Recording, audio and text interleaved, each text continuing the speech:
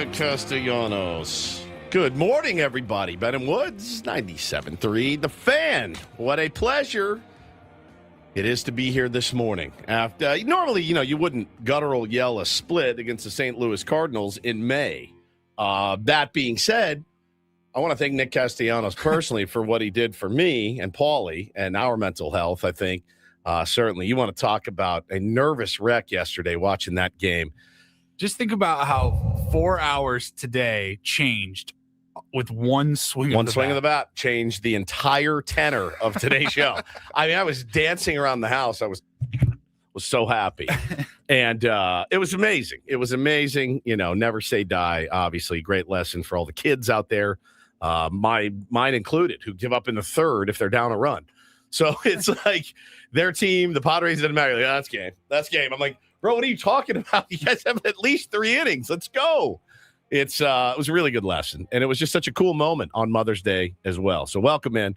I'm Woodsy. Paul Reindl's our executive producer. Good morning, Paulie. Hey, how are you? And Ben Higgins, your friendly neighborhood sports anchor. Well, he's still on the golf course here on a Monday, and I'm blown away actually at this point with him. Like an intervention may be needed. I was texting with him this morning.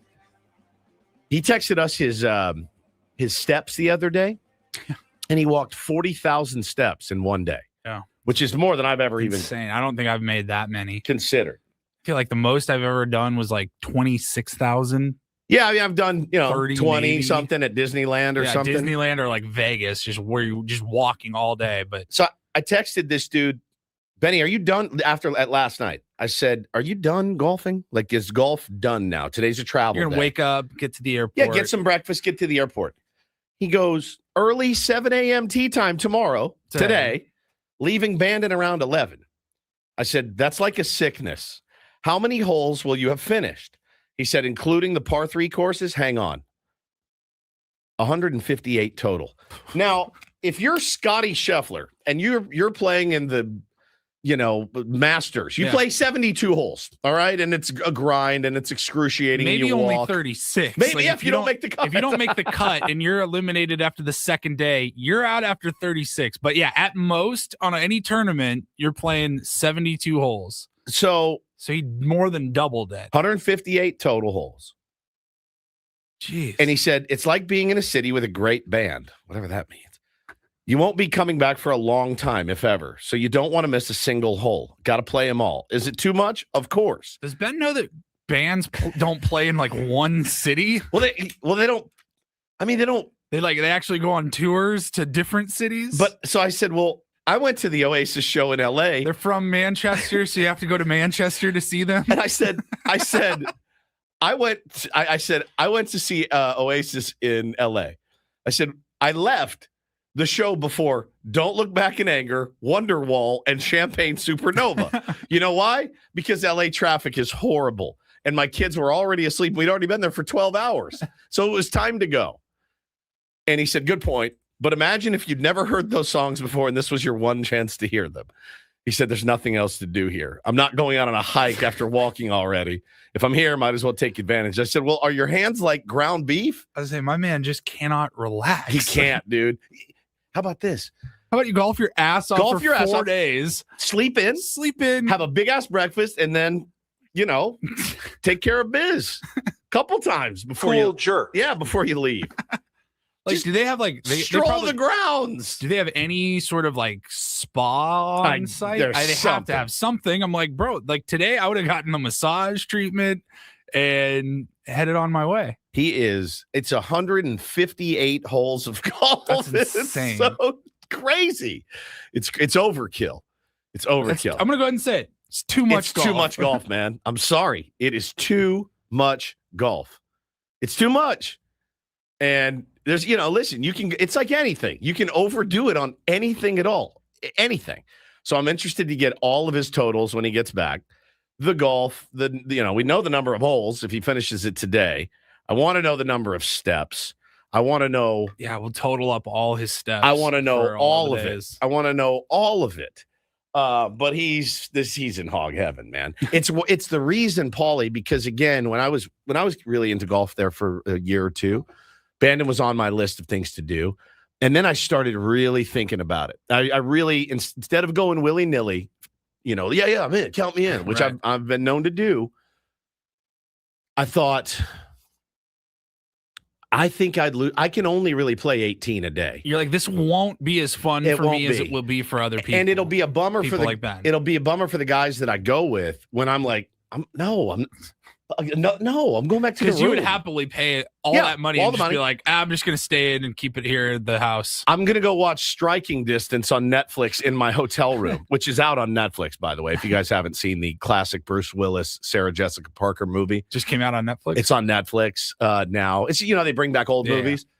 Forgot how good that movie is. Striking Distance. You ever seen it? I don't know that Watch it tonight. It's elite. It's an elite film. Dennis Farina's in. Oh, Paulie. It's incredible. So I'd be in my room watching Striking Distance while all the guys are like, oh, man, Woods sucks, dude. The guy sucks to travel with, man. Here we are. We're going to play 36. I would have no interest. So I don't think it's for me. I'd love to go play nice courses at some point in my life, but I don't know that Bandon is for me, where it's like, nah, if you don't You're play. You're going to be miserable. I think I'll be miserable. Yeah. And I'll promise you this. I saw his pictures from the weekend. Weather was spectacular. If it was me there, 40-mile-an-hour winds, driving rain, and which would even be worse. They'd be like, Woodsy, we have to go. I'm like, I'm not going. I'm not going out in that. You guys have fun. I'll sit in the room. I would have less than zero problem sitting in a room in Oregon for 4 days and never playing golf. I would have no problem. It would be heavenly to me. It was tough enough. A few years ago, I was on a bachelor party. We went in Palm Springs, and we had 2 or 3 rounds of golf throughout the weekend. And the first 2 were at like just cheap little city courses around Palm Springs. You can kind of just screw around and do whatever. And then the last day was PGA West, and it was, $250 super nice round or whatever, like insanely nice. Probably one of the nicest courses I've ever played. The pressure that you put on yourself to be like, dude, don't screw up, act like you know what you're doing, like just hang with everybody else. Like, it's tough. And that was not on the coast in Oregon with, you travel big to. winds. And then, the travel up there, it's like there's such a high expectation of playing well, because like Benny was just on a golf trip like 10 days ago to Henderson. Yeah. And he didn't play well. And I remember I asked him, I was like, does that ruin the trip for you? And he goes, kind of. Yeah. I was like, because I know that would do it for me. Like if we look forward to fantasy camp all year long and we get out there and I go 0 for the week or whatever, it's not fun. It's not. I had a horrible week. There's nothing fun about it. You don't want to hear it. Yeah, great. I've heard this story, Ashby. Oh, really? You guys got drunk and did that? Great. Right. Fascinating. As you're sitting there mired in an 0 for 18 slump off a pitching machine at fantasy camp. No, Paulie, you're absolutely right. But look, at the end of the day, this was his Mecca. And he squeezed every drop out of that lemon up in Bandon Dunes. And it's good for him. He'll be back tomorrow. So Paulie and I will plow through today. I think spirits are high again because of that split. I mean, and it really did feel like a miraculous split. It was a miracle to split that series, honestly. Like a straight up walk on water miracle. Padres had no business splitting that series. Yeah, we say on this show we don't complain about wins, and I think that is pretty much always true. Like, we don't complain about wins. I will also say, though, both things can be true. That might be the worst series split I've ever seen. Like, that's as bad as a team can possibly play and come away with a 2 out of 4 split. Or the best. Because you were not firing at all cylinders and you managed to split. So, again, it's all about your perspective, Padres fans. And boy, did I get some of your perspective on Friday night in my DMs. Holy cow. Take a deep breath. We'll get to all of that today, certainly. We had an excellent Mother's Day yesterday. I thought so. And my wife was Doesn't matter if you thought so. Well, she was very effusive in her praise. Told me I did a great job, which always makes you feel good, because I have botched many, many a Mother's Day. I've botched many a birthday. It's nice to get a dub. But we had Saturday was a huge day for our family, because we had a procedure for our IVF that we've been going through. And it went incredibly, incredibly well. And everything is exactly as it needs to be right now. But a couple of things happened to me that haven't really happened in a while. There was a period, Paul, you can attest to this. maybe about 6 months of like everything that happened to me was Curb Your Enthusiasm. Yeah. Everywhere I went, everything that happened, I was like, man, Larry David, I'm sad that he canceled it because I could just consult. Because it was every day of my life. Something was happening, something was breaking, I was messing something up. And then everything kind of calmed down and nothing really happened until Saturday. So I take my wife to the hospital early, about 6:15 a.m. on Saturday, and go back to the room with her, get her all checked in and set up. And they said, okay, you can go wait in the waiting room. So I go to the bathroom and I'm sitting there and I'm on my phone for a while and I'm just enjoying myself. And I finish up and I go over to the sink and I'm going to wash up. And they have the auto soap dispenser and the auto sink. So I put my hand under the auto soap dispenser and it goes and it fills my hand with soap, which is exactly what you're looking for. Then I put my hand under the faucet. Nothing. My hand, I have 2 palms full of soap, Paulie. My hand's under the faucet. It's not turning on. There's no switch. It's the automatic. It's the auto. There's the no little handle. There's the little black thing that you're moving your arm up and down. Like, come on. And my hands are full of soap. And I'm like, hello, come on, dude. And I'm moving one hand, I'm moving the back of my hand. It won't turn on. And there's no like, hey, use this in an emergency. So I'm sitting there with 2 palms full of soap at this point. I don't know what to do. So I walk out and there's a drinking fountain right there in the hallway. So I'm like, okay. So I take my knee, I put it up to the thing, and I knee the drinking fountain thing. I'm going to use this water. I'm going to scrub my hand in the drinking fountain. Is it got like the bar? The bar that goes across the front of the.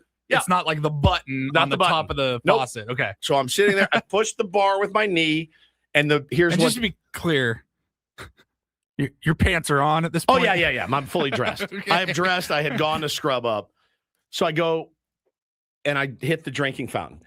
The water was like this out of the tub. There was no vertical movement from the water. So it was just dribbling out the hole. Yeah, okay. Dribbling out the hole. And I'm like, oh my God. It's like if you wanted to drink from this faucet, your lips would be touching. Your tongue and lips would be in the hole. Okay? You would have had to put your tongue in the hole, Paulie.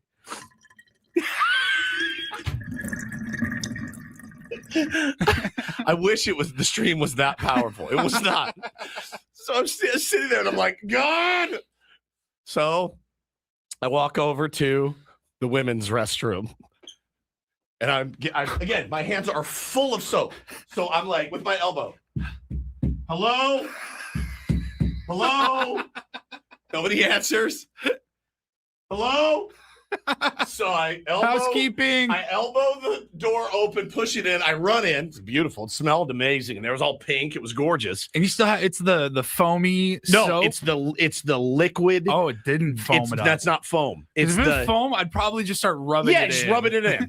It's the liquid, like Dawn. Imagine taking a thing of Dawn, just regular old hand soap. And so I run in the women's bathroom and I'm scrub it up quick. Dry off and get out of there. I'm like, oh, bullet dodged, right? So you think that would be it.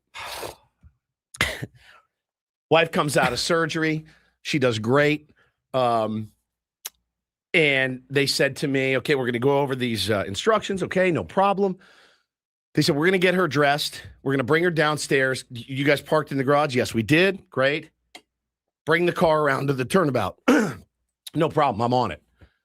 So I run down there. And you know how it is these days. There's very few human beings to take your money or you know what I mean? Everything's computerized and robotic, and they have little kiosks everywhere. So no problem. I'm used to this. You go up, you have your parking ticket. You put it in the slot, and then it tells you how much it costs you, right? Costs you $6, right, to park. So then you put your debit card in after, and it will run it. Then it'll spit out your debit card. Then it'll spit out the parking ticket. So I do it. It says $6. Put in my debit card. Wait, it does the spits out my debit card. Okay, great. Got my debit card back. Mm-hmm. Now I'm waiting on the paid for parking ticket. You hear no ticket. The arm didn't go up. The gate. No. This is at the kiosk. I'm not even in my car yet. God. You pay before you go to the thing. Okay, Gotcha. And it's just spitting it out. It's spitting it out, but nothing's coming out. Like no receipt paper. My ticket is not coming back out. Ticket paper. Correct. So I'm waiting. I hear it. Okay, here it comes. Here it comes. Doesn't come out.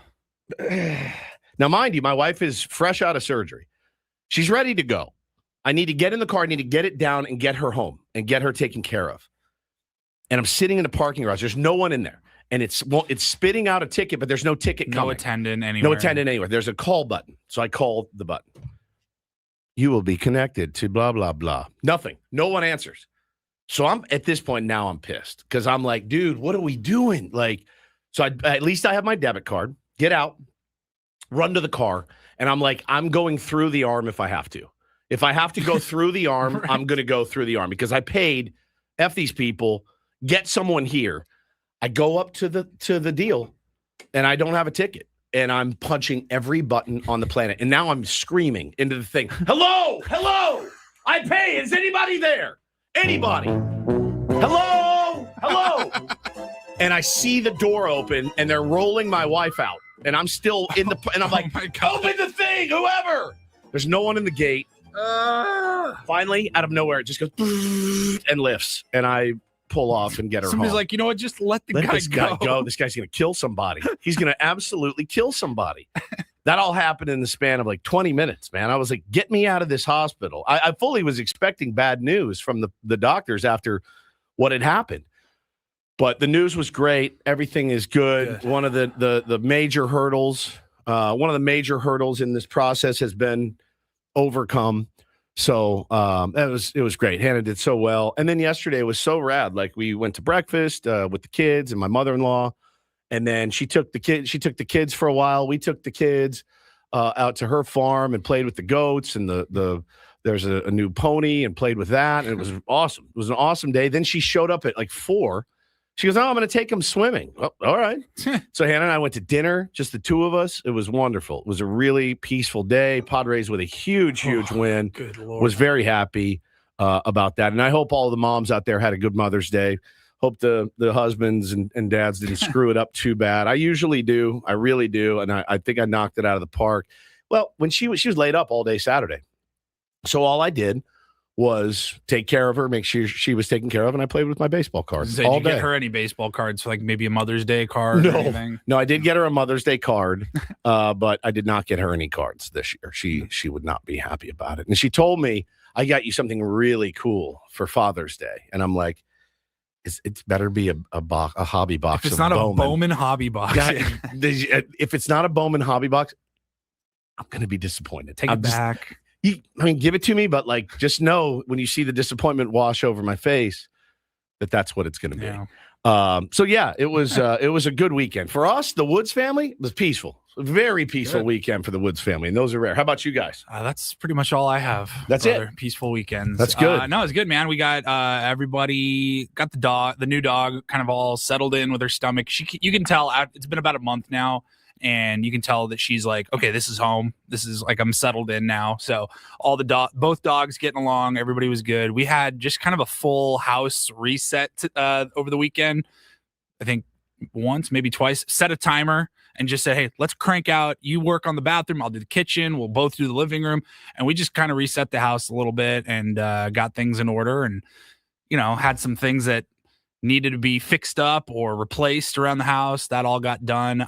We were off the hook for Mother's Day this year. My mother-in-law, my wife's mom, all she wanted to do is her and her twin sister. They just wanted to go to the casino and go gambling together. And so we said, okay, is this a test? Like, are you testing us? Like, you sure you don't want brunch? She's like, nope. You guys can come all the way up to Temecula with us if you want, but we're going to go do that. And we said, okay, all right, have fun. Enjoy. And then just had to call my mom and we were good. Yeah. So yeah, it was great, man. Good weekend. My wife really hooked me up last night. Yeah. Like that? Like I walked into the bedroom, took off my shirt, got in the bed, and she used the massage gun on my back for like 20 minutes. It's actually better than... Dude, you may not be wrong. For real. I would take that in a heartbeat. She like was hugging me or something, and she felt like on my back, like shoulder blade. She goes, good God. And I'm like, kind of start working at it. I'm like, Yeah, I probably hold a lot of like tension in my like shoulders and my neck area.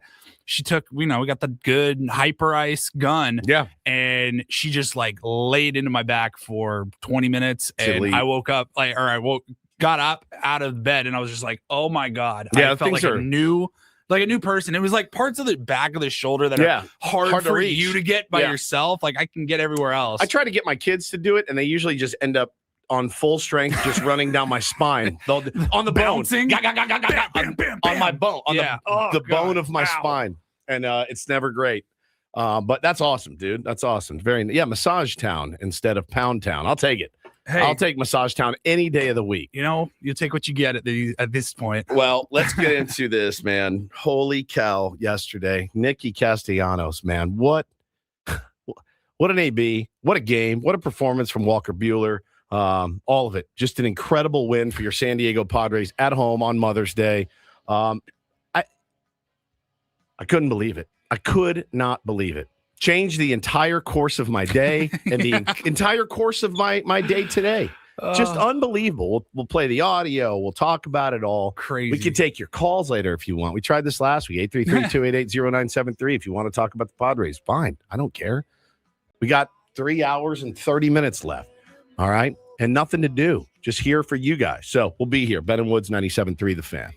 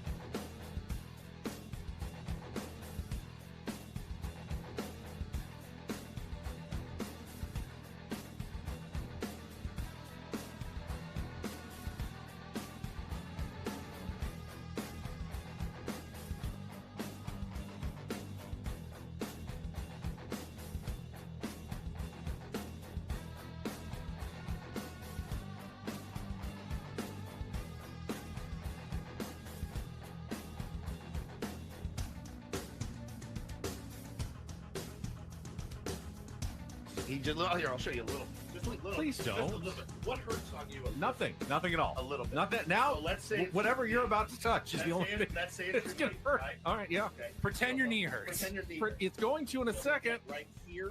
Oh, that is not pleasant. Hey, player, this is all yours. This room with this view and this pool on this roof. This is all for you. The all-new Hamul Casino Resort, now open.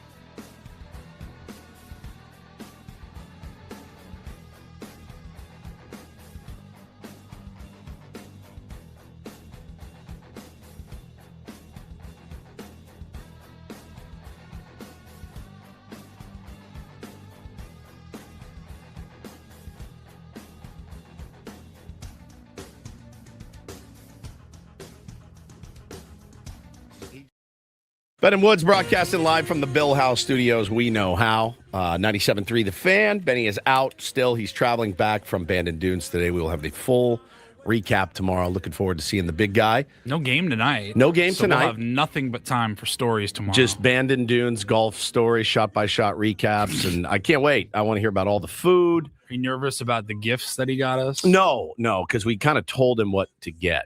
So I didn't. Oh, yeah, I did. I told him what to get us. And you did. I think he came through. Nice. I'm excited to have him back, welcome him back into the studio. It is weird. I go to the bathroom, I come back, I look at his chair and he's not there. I'm like, it's kind of creepy. I keep expecting him to be there this morning driving in. I was like, oh, yeah, he's not here again. It is just you and me. It's odd. Just me and Paulie. Just you and me in the entire building, I think. Yep. It is a ghost town. Yeah, it was ghost town in here Friday, too. It's cool. Like, not a soul here. Nobody. Not a soul. I had something I wanted to talk to Adam about today. And I was like, oh no, he won't be here. We'll be here tomorrow, the three-day work week for most of the Odyssey staff. So no big deal. We'll just we'll table it until tomorrow. As far as the show goes today, got our pal Craig Elsten coming on at 7:35 this morning. Talk some SDFC. Man. Normally, you would say a result on the road against a really good team. Hell yeah, great job. And maybe that's the case. But I do feel like this team could use a win at some point. No kidding. Instead of just a draw, a result. But again, on the road, I think that's what you take every time. Sounders are really, really good, and you manage to scratch out a draw. So we'll see where Craig stands on that. We got Dennis Lynn from The Athletic coming up at 8:35 and wrote a serious piece over the weekend about Padres prospect Humberto Cruz. Oof. And we need to get into that, certainly. Very, very came out of left field. Really, I had heard about this, actually, about 4 months ago. But the details were wrong. So I didn't run with it because the details were wrong. But I had this in my DMs that he'd been arrested. That's not something that you run with without making sure everything is extremely buttoned up. Yeah, and so Dennis wrote about it. The story is now out. Humberto Cruz was arrested in Arizona. He's no longer part of the organization, is my understanding. Self-deported back to Mexico. He's got some sort of 5-year ban. We'll get all the clarity from Dennis Lynn from The Athletic at 8:35. And obviously we're going to be talking Padres baseball most of the morning today because this is such an interesting team. They're such an interesting team. We get to do a wrap-up today because of a win, right? 2 wins in a row. 2 wins in a row. That's right. It doesn't feel like it, does sure it? Does Man, not. It just is so weird. Also, how about your first place San Diego Padres? I mean, again, does it feel like you're watching a first place team every night? The answer is no. It does not. But first place is where they sit. And in a results-based business, Paulie, those are the results. And it's just been so strange. And obviously we'll talk about today the play heard around the world on Friday. I was in the house. Yeah, Paulie was in the house. Live, watched it in person. You know, there's a lot to break down about what went wrong in the first 2 games of this series. And but a lot went right in the last 2. We'll talk about that as well. But let's do we'll check traffic, and then we'll do the Padres wrap-up. From the 855 Get Ross Traffic Center. Injured? Demand justice. Demand Jurowitz. 855GetRoss.com. San Diego northbound from the 163. It's at the limit. You're getting to the airport. You shouldn't have any delays. Passing Old Town northbound on the 5. It's clear as well. Traffic brought to you by Albertsons, Vons, and Pavilions. It's Cheap Chicken Monday at Vons and Albertsons. Swing by the service deli for tonight's dinner solution. Hot and ready to serve fried, baked, or mango habanero 8-piece chicken. 2 breasts, 2 wings, 2 legs, and 2 thighs is just $5.99 each. With membership where applicable. Don't miss this hot deal. Valid today only. I love winning, man. I love winning. You hear what I'm saying? It's like better than losing. Are you ready?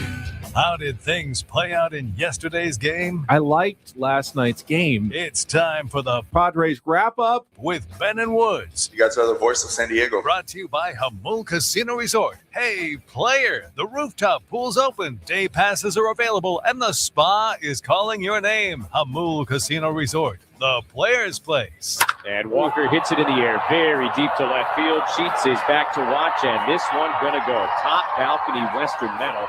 And then it sort of ricochets down to the second deck below the video board. A 2-run homer for Jordan Walker, his 11th of the year. And just like that, the Cardinals take a 2-0 lead. Here's the pitch to Castellanos, hit in the air, deep to left field. Church is back. He's at the wall. This one, gonna go! Nick Castellanos ties it up. Riley O'Brien gives up his first home run of the season, and this thing is 2-2 in the bottom of the ninth. First pitch swinging, Manny in the air to center field. Scott is backing up, gives way to Walker, who's got the great arm. He makes the catch. Laureano's tagging. Here's the throw to the plate, not in time. The Padres have come back. They walk it off on Mother's Day and beat the Cardinals 3-2.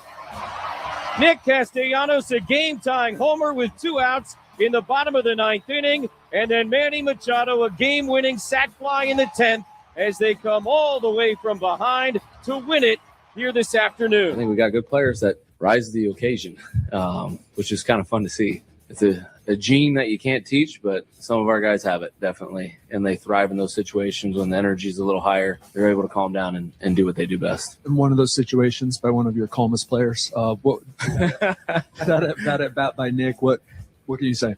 Man, for him adjusting to a different role, not playing every day, and it being difficult for him, and us having a lot of conversations about that, and then him kind of embracing it a little bit here over the last couple of weeks, and then coming up with a big hit, just sticking with it, trusting us a little bit, and then believing in himself too, that he's, still a really good baseball player, and he is. And, to be able to take a pitcher like that, O'Brien, who's really, had a nasty year so far, he is a nasty pitcher, and to, hit a 2-run homer down to your last strike is pretty amazing.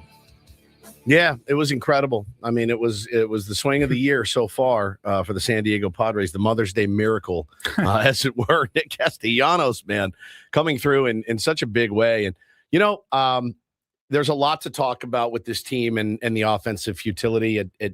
I before he hit the home run, I was thinking, how do you come in on a Monday and continue to talk about something that's been so bad over and over and over. And again, you got bailed out yesterday. Fine. That's fine. You did what you needed to do to split that series. And I don't think that should go uncelebrated. I mean, as poor as they played, as poorly as they hit, I think they had, my numbers are right, 14 hits in 4 games.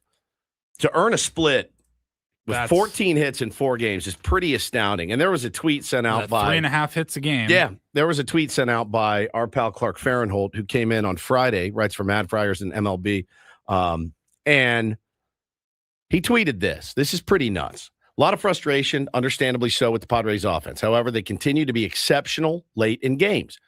During high leverage ABs in the 7th inning or later, San Diego owns a 170 WRC plus. That's first in Major League Baseball. An OPS of 1.023, first in Major League Baseball, and a 349 batting average, first in Major League Baseball. That's pretty outstanding. Yeah. And again, if the old adage was get a lead early and turn it over to the super pen. Well, the super pen hasn't been all that super this season. Now it's like, just keep it close. If you can, keep it 2-1, 1-0, 2-0. The San Diego Padres have a really, really good chance to win the game because they are, in fact, based on those numbers, the best in baseball late in games. They're the best late in baseball team that there is in Major League Baseball. So that's something. I mean, that's as poor as it is, it's as frustrating as it can be to watch. I'm right there with you. I think, who was the kid yesterday? Kyle Leahy, is that right? Was that his name? Kyle Leahy? Yeah. I'm watching the broadcast and I hear. Yeah, Kyle. Yeah, I hear Mud and Don. Oh, this is the most whiffs he's ever had. And I'm like, oh my God, I'm banging my head against the wall. The Trevor McDonald diced us up. It's these guys that come in, guys with some mid to high ERAs, and Leahy, they let him off the hook early. I mean, really early. He was throwing some floaters. He was missing spots left and right.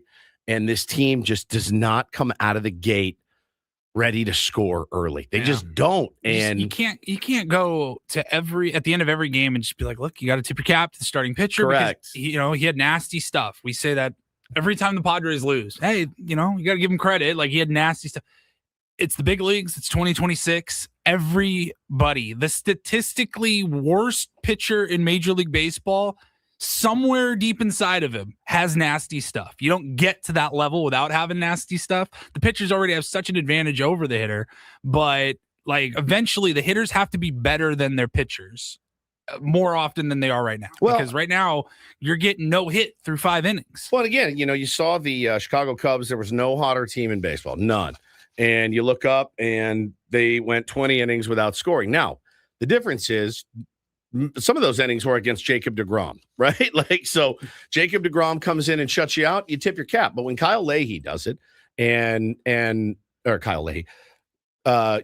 Leahy does it, Trevor McDonald, guys like that, come in and shut you down, that's when it gets a little bit tough. You're not feasting on the guys that you need to be feasting on. That sounded odd as well, but you're not in attack mode early, and you're not getting good. They're not barreling the ball, and he left a lot of mistakes up that the Padres didn't punish, because the reason they didn't punish him is because third and fourth of the lineup is in a slump. Manny Machado is mired in a slump. Oof. Fernando Tatis Jr., we know what's going on with him.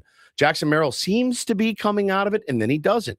Xander Bogaerts took an over the other day. I mean, it's going to happen. Xander can't carry this team every single day. So I don't know, man. Like, going after the weak links of rotations is what this team needs to do. And the series that they'll play next against the Milwaukee Brewers, you better win Tuesday. You better win Tuesday night, because you got Big Miz on Wednesday, and Big Miz isn't playing this year. So you want to get that first one ASAP. You got to manage that game. If you're Craig Stammen, we have to get this first one, because Mizorowski is in game 2. He's been unbelievable this year and seemingly getting better with every start. Put up one of the craziest first innings you'll ever see last week, where every pitch was over 101, I think. Jesus.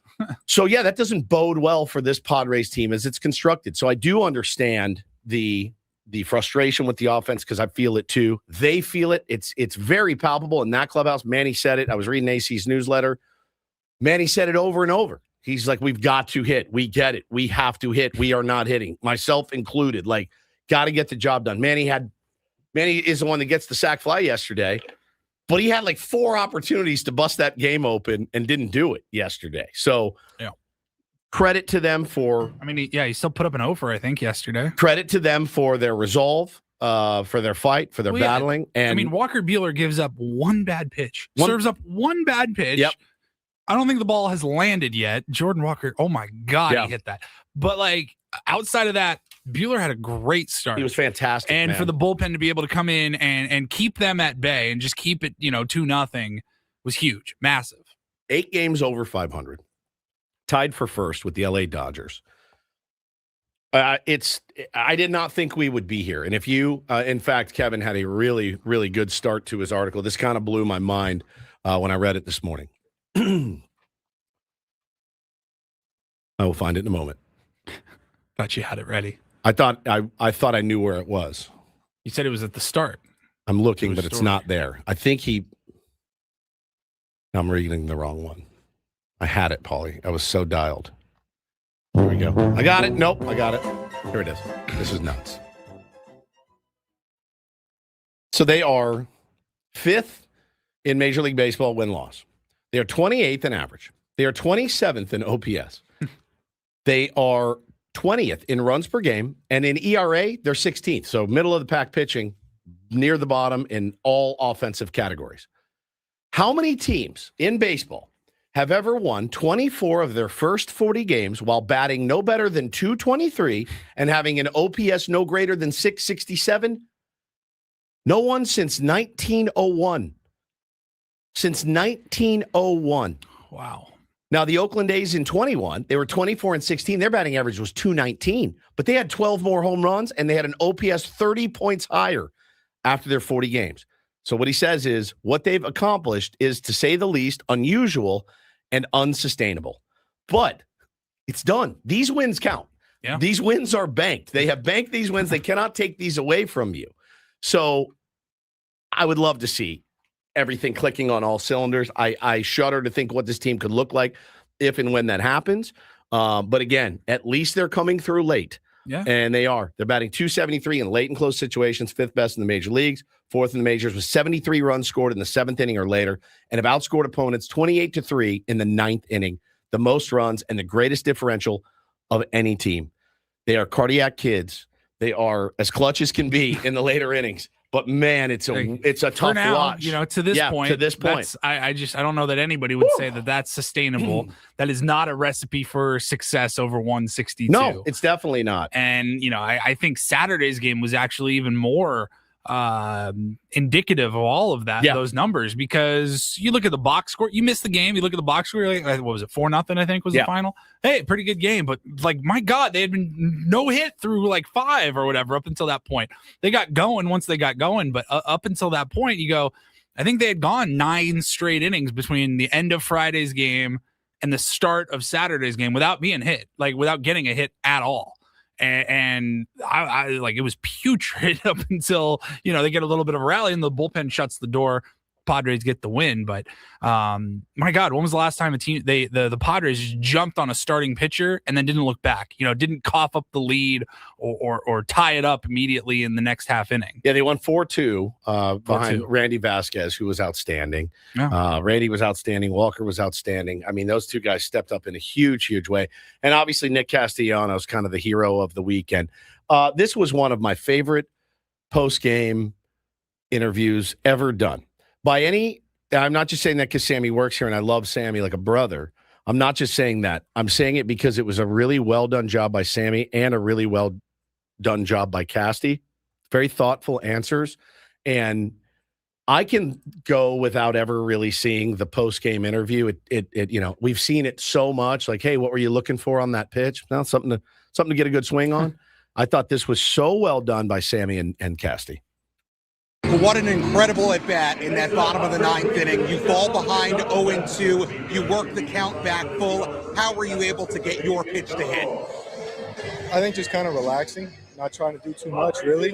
And first and foremost, seeing the baseball before I made a decision. This team has been so good at coming back in games, finding ways to win games. To you, what's been the biggest key to that collectively as a group? First off, I'd say I don't think chemistry is overrated. We really get along with each other genuinely, and in those big moments, we're really pulling for each other. There's not that many people that are already starting to think about the next day or like who's pitching tomorrow or things like that. We're doing a pretty good job of staying present in the 8th and 9th, which honestly is something that you shouldn't take for granted. We're still adjusting to this new role where you do come off the bench on a day like today. What's allowing you to have success when you do get those opportunities coming in later in the game? I mean, I think it's just the more I do it, the more I'm going to become familiar with it. It might sound strange, but it's a little bit like speaking a foreign language, like coming into a baseball game that's already going. Because when you start a game, like you start and you can kind of feel the rhythm and get in, and get into it. Coming off the bench, I have a lot of respect for guys who have made their career doing this, but it's not easy. Finally, Nick, you're a Miami guy. Manny Machado wins it with a sacrifice fly. What does it continue to be like playing alongside him? Manny, it's a lot of fun. I mean, I'm enjoying each and every day. Watching him, how he goes about his business, how he handles being, Manny Machado in San Diego, right? Like I know kid Manny from South Florida, but he handles it all in stride. He never gets too ahead of himself. It's really impressive how he just kind of lets his whole world come to him. Nick, congratulations on a tremendous moment in front of a great crowd on this Mother's Day. Thanks so much. Yeah, no problem. Fantastic stuff by Sam. Really good. Fantastic. And the thing that I took away from it is chemistry. Chemistry cannot be underrated. These guys do get along. They do, and it is important. And to hear, we're not worried about tomorrow, because I can totally get that where you're like, we suck today. We're not hitting. Got another game tomorrow. I actually got an off day tomorrow. Let's just pack this up, pack it up, reset the batteries. We'll get out to Milwaukee, check into the Fister, and get after it, against Milwaukee. Fister? Yeah, absolutely. Yeah. Yeah, boys are waking up in the Fister right now. Ooh, they spent the night in the Fister. Fister? Yeah, absolutely. Never a bad night at the Fister. Absolutely. 100%. And so I love that. I love that he said, you can't underrate the chemistry that we have right now and the fact that everybody's pulling for each other. And so many guys have gotten it done. So many different guys have done it for this team. It will be awesome when our superstars start hitting like they're capable of. I look forward to that very, very much. And I know the rest of you do too. Well, you said it earlier. I believe you called that the at-bat, the home run, the swing of the season, up into this point. Yep. So what better time than now for one of our favorite things? That was a moment, I would say. I save all the Padres moments throughout every season. Some seasons have more files in them than others. And the 2026 folder already has quite a few moments. So I've got all the calls of Nikki C. Is that a thing? Castellanos' home run to tie the game yesterday. You heard it in the wrap-up. We'll play it one more time. Here's Jesse Agler right here on 97.3 The Fan. Here's the pitch to Castellanos. Hit in the air, deep to left field. Church is back. He's at the wall. This one, gonna go! Nick Castellanos ties it up. Riley O'Brien gives up his first home run of the season, and this thing is 2-2 in the bottom of the ninth. Great call right there from Jesse. As usual. I expect nothing less. I was watching on Padres TV. If you missed it, here's Don Orsillo. In the air to deep left field. Back goes Church. Looking up. Gone! Game tied! Nick Castellanos ties it up 2-2. Now that is an AB. That was an AB. Incredible AB. We have the Cardinals call. Pretty good, actually. Really good. Chip Carey? Yeah. Again, we try with a full count. So good. High fly ball hit to left field. The game is tied. That's all he needed. That's all you need. What is it's got like he almost sounds like a honk almost. Like yeah. But it sounds high fly ball hit to left field. So good. High. And then of course we wrap it up with the great Eddie Ortega, as we always do. 3-2, 2 out, lanza, palo, al izquierdo, puede empatar el juego, fuera la bola, Wow. sí, a la calle, vuelven los Padres, se empató el juego en la novena con 2 outs y en 3-2, Nicolás de Hialeah, Castellanos, ra, ra, ra. Absolutely outstanding. So we are so blessed with everybody that broadcasts here in San Diego for our Padres. And they've given them plenty of moments, man, this year already. Like you said, the file is already getting full, way more full than it's been Not only before. Put good moments like walk-offs, game-tying home runs. If I put bad moments in, Friday night sure had one. Yeah, that would have been the worst one. Interesting perspective that I found from that play from Fernando Tatis Jr. We'll talk about Saturday. We'll talk about Friday. I'll do that all next right here. 97.3 The Fan. Ben and Woods.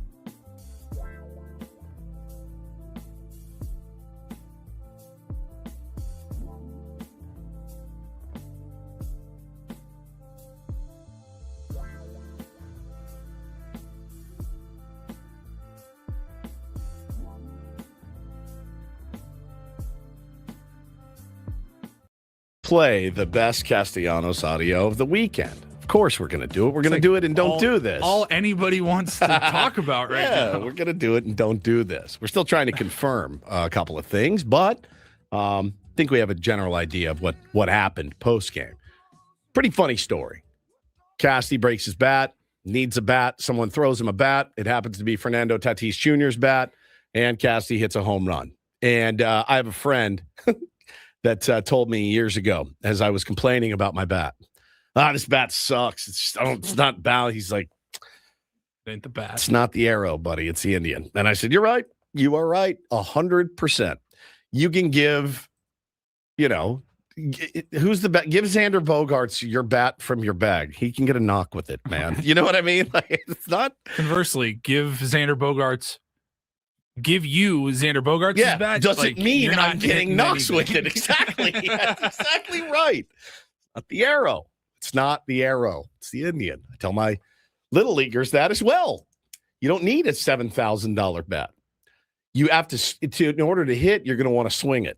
It doesn't matter how much it costs. So I thought it was a very ironic scene that happened, and obviously some funny audio. Some funny audio came of it after, certainly. But let's talk, Paulie, about Saturday, and which was again nice win, really really nice win. Mason Miller with an incredible eighth and ninth inning came in for the 4-out save. Ended up getting 4 punches in the ninth inning, which was made it a little bit dicey, but they got the job done. And again, splitting this series, it was like a walk on water miracle. I could not believe it. As poorly as they played, as much as they didn't really execute in a lot of facets of the game, they managed to scrap and claw and fight, get on that plane, head to Milwaukee with a split. That split felt like a huge win after the first 2 games. I mean, it's been the Padres' recipe for winning, unfortunately, all year long. It's been how many times? Starting pitcher goes, call it 5, gives up 1 or 2 runs, but the offense has 1 hit. Yeah. Hasn't had a runner past second base all game. And then the bullpen comes in and it's, 2-1, 2-0, or they keep it in there. And then, the team's able to rally towards the end and everyone goes home happy, but it doesn't mean that it was an enjoyable watch for the first, hour and a half of that game. No, the watch has been tough. And I think, what we've belabored the point enough to where when a team's 4th and 5th starter is coming in and they're setting records against you. He's never gone this far in a game, and he's never had this many whiffs in a game. Right. That's a problem. That is a problem. So I don't know how you fix it. If I did, I wouldn't be here. Said that many times. Guy yesterday tweeted at me, at what point do we fire the hitting coach? And it makes me want to put my head through the wall. It really does. Well, their approach is wrong. All right. Can we be honest with ourselves as fans for a moment? I'm not telling you how to fan. I'm just asking you to be honest with yourself. Do you think that the Atlanta Braves approach is different than the San Diego Padres approach? I believe the Braves are carrying the #1 offense in baseball, if I'm not mistaken. Is their approach different? I can promise you guys that it's not. I promise. You know what the approach is? See a mistake, punish a mistake. Hit the ball hard, good things will happen. That's my approach with 8-year-olds. That's going to be my approach with 9-year-olds. It's going to be my approach with 10-year-olds, and on and on and on and on. It's always going to be the approach. This isn't Josh McDaniels coming in and installing an entirely new scheme for hitting. There's no scheme you can install. Right. There's not. The closest thing you can install is, hey, we're a small ball team. That you can install that. Hey, we get a runner on first with nobody out, you're bunting him over. We get a runner on second with nobody out, you're bunting him over. We've seen plenty of that. Plenty of years. 50% more than any other team last year. Okay, so we've seen that. Don't know that that's the answer, even though I'm seeing a big resurgence in bunting this year. There are teams that feel that giving away outs is a smart strategy. We'll see how it works. We'll see how it works in October. Maybe it does. Putting pressure on defense in this day and age, maybe it does work. But I've never been in favor of giving up outs with my best hitters. If you want to do it with the bottom of your order, fine. But the approach for the San Diego Padres is the same approach as the Reds, the Yankees, the Braves, the Dodgers. It's see a mistake, punish a mistake. Right? Yeah. Like, there's certain pitchers on days you go and you go, be aggressive on this guy. This guy likes to get ahead with the fastball, so be aggressive. I mean, and sometimes you don't execute, and that fastball that you swung at was the right decision. It was the right process, but the result wasn't what you wanted. And what they're saying now, and it makes perfect sense to me, and it always has, stop worrying about the result, keep focusing on the process. But with the Padres, people are saying the process is wrong. I see them offer at these mistakes. They're just not executing on them, and the result is not good. And even when they do execute, the results aren't good. Correct. You know what I mean? Like, that's just how it is sometimes. And I know nobody wants to hear that, but yeah, I sincerely doubt that Steven Souza Jr. got the job as Padres hitting coach and decided, hey, you guys, let's let every starting pitcher just get into a real rhythm. And let's not make him work. Let's not capitalize on him. Like, I don't think that's what's going on here, even though that's how some people feel. So somebody in the chat, here we go. Turi Jime says, I agree, but at what point is a hitting coach not doing their job? How do you know when a hitting coach is not doing his job? Well, I guess when they don't hit. But this team hasn't hit consistently through like 4 hitting coaches. Maybe 14 hitting coaches, Paulie. For real. I mean, for real. Like, do I know? We got to sit down with Souza at spring training, and I left there very impressed. Basically, not because I was sitting with, oh, my God, this is like Ted Williams. No, Steven Souza Jr. was not that great of a hitter in the big leagues, but neither were 99% of hitting coaches. I liked his energy. I liked the organization in which he came from, the organizations which he came from, the Dodgers, the Rays. They do things the right way. He's implementing something. Yeah. It hasn't worked to this point in an offensive explosion, but it has worked to a point in that this team has won some ball games. Yeah.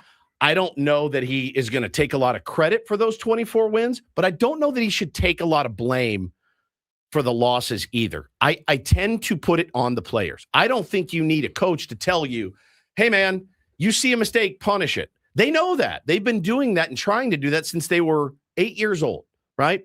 So it's pretty much been a years long issue with the Padres. At least. Just, like, it has nothing to do with who's... Be honest with yourself. The next time you run to Twitter and say, this team's approach sucks, be honest with yourself. It's the execution. It's not the approach. The approach, unless they're going up there standing and watching, getting an 0-2 counts every time, that's an approach that's terrible. Oh, cool. I'm in a pitcher's count every time I hit. There's going to be those games where that happens.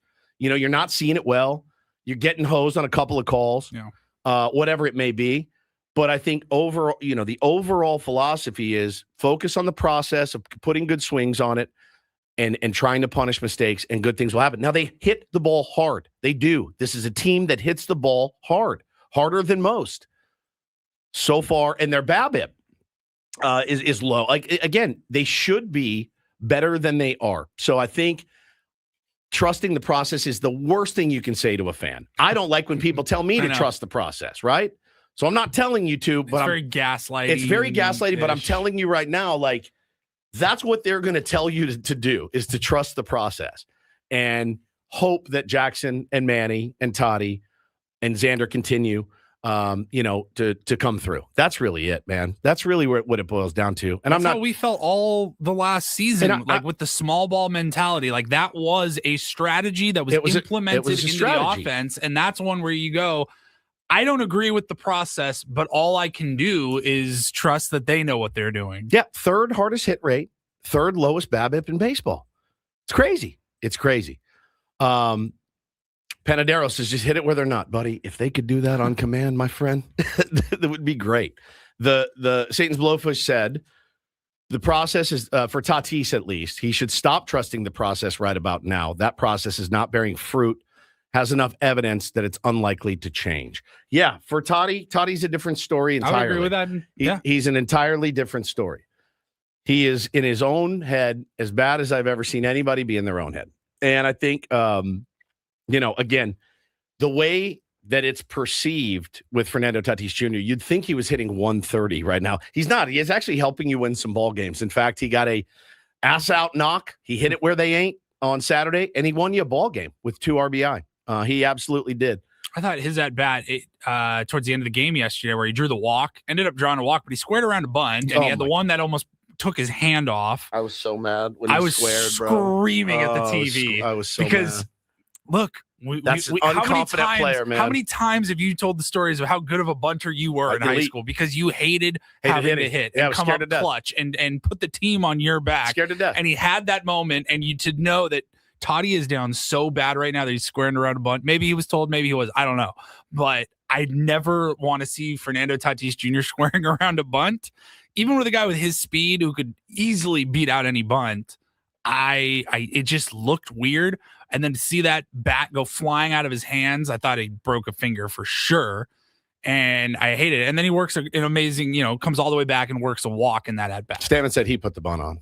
So Craig, okay, you're in my crosshairs. Right, we'll get you, Craig. I'll get you in week and 2 weeks with some really bad connection on the phone. Talk to you in 10 days, Craiger.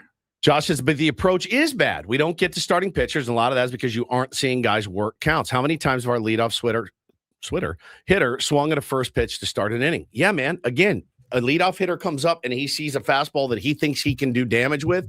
He does it. He takes it. And I agree. I look up too many times. I'm like, we're in the seventh. This guy's got 61 pitches. What is happening? Like there's going to be those nights. Now, if you can get your head around, Josh and everybody else, and me too, if you can get your head around what happens on those games when the guy comes out and he throws that first pitch fastball and it gets spanked for a double.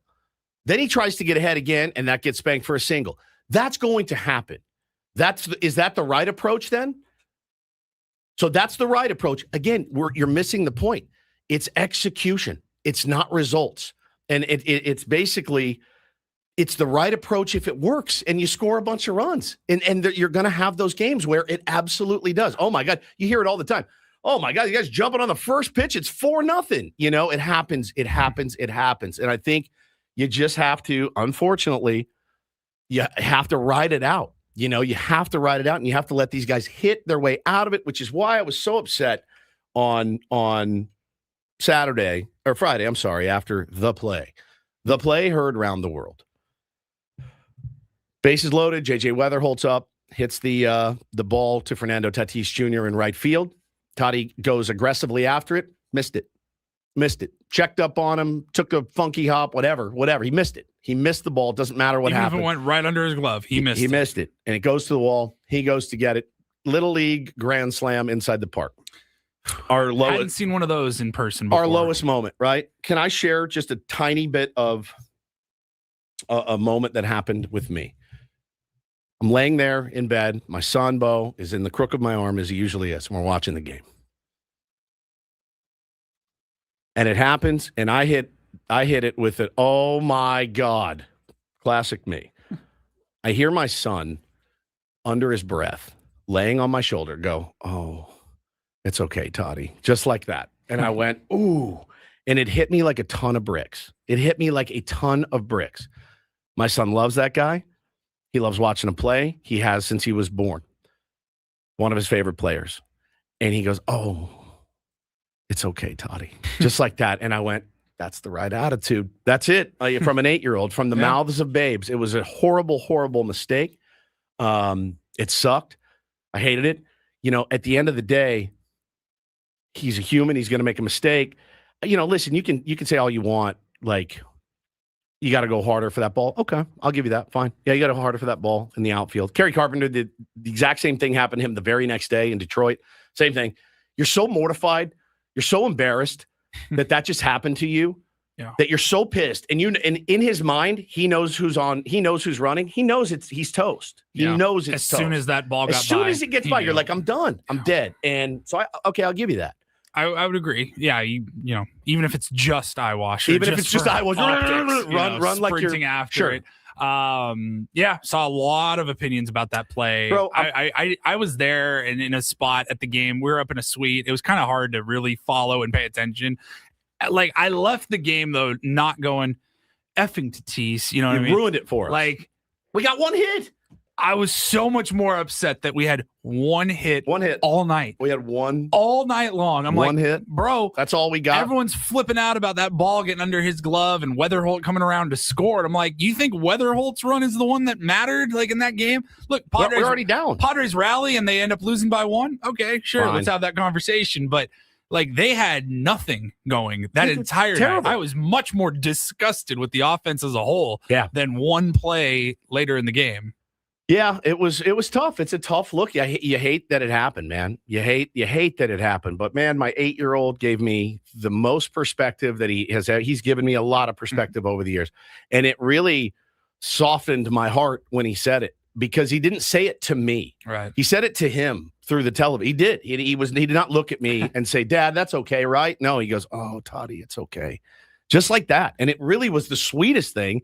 And I was going to tweet it that night, but I realized, nope, that'll get me killed. I saw what happened to Ben when Ben hit him with the true or false.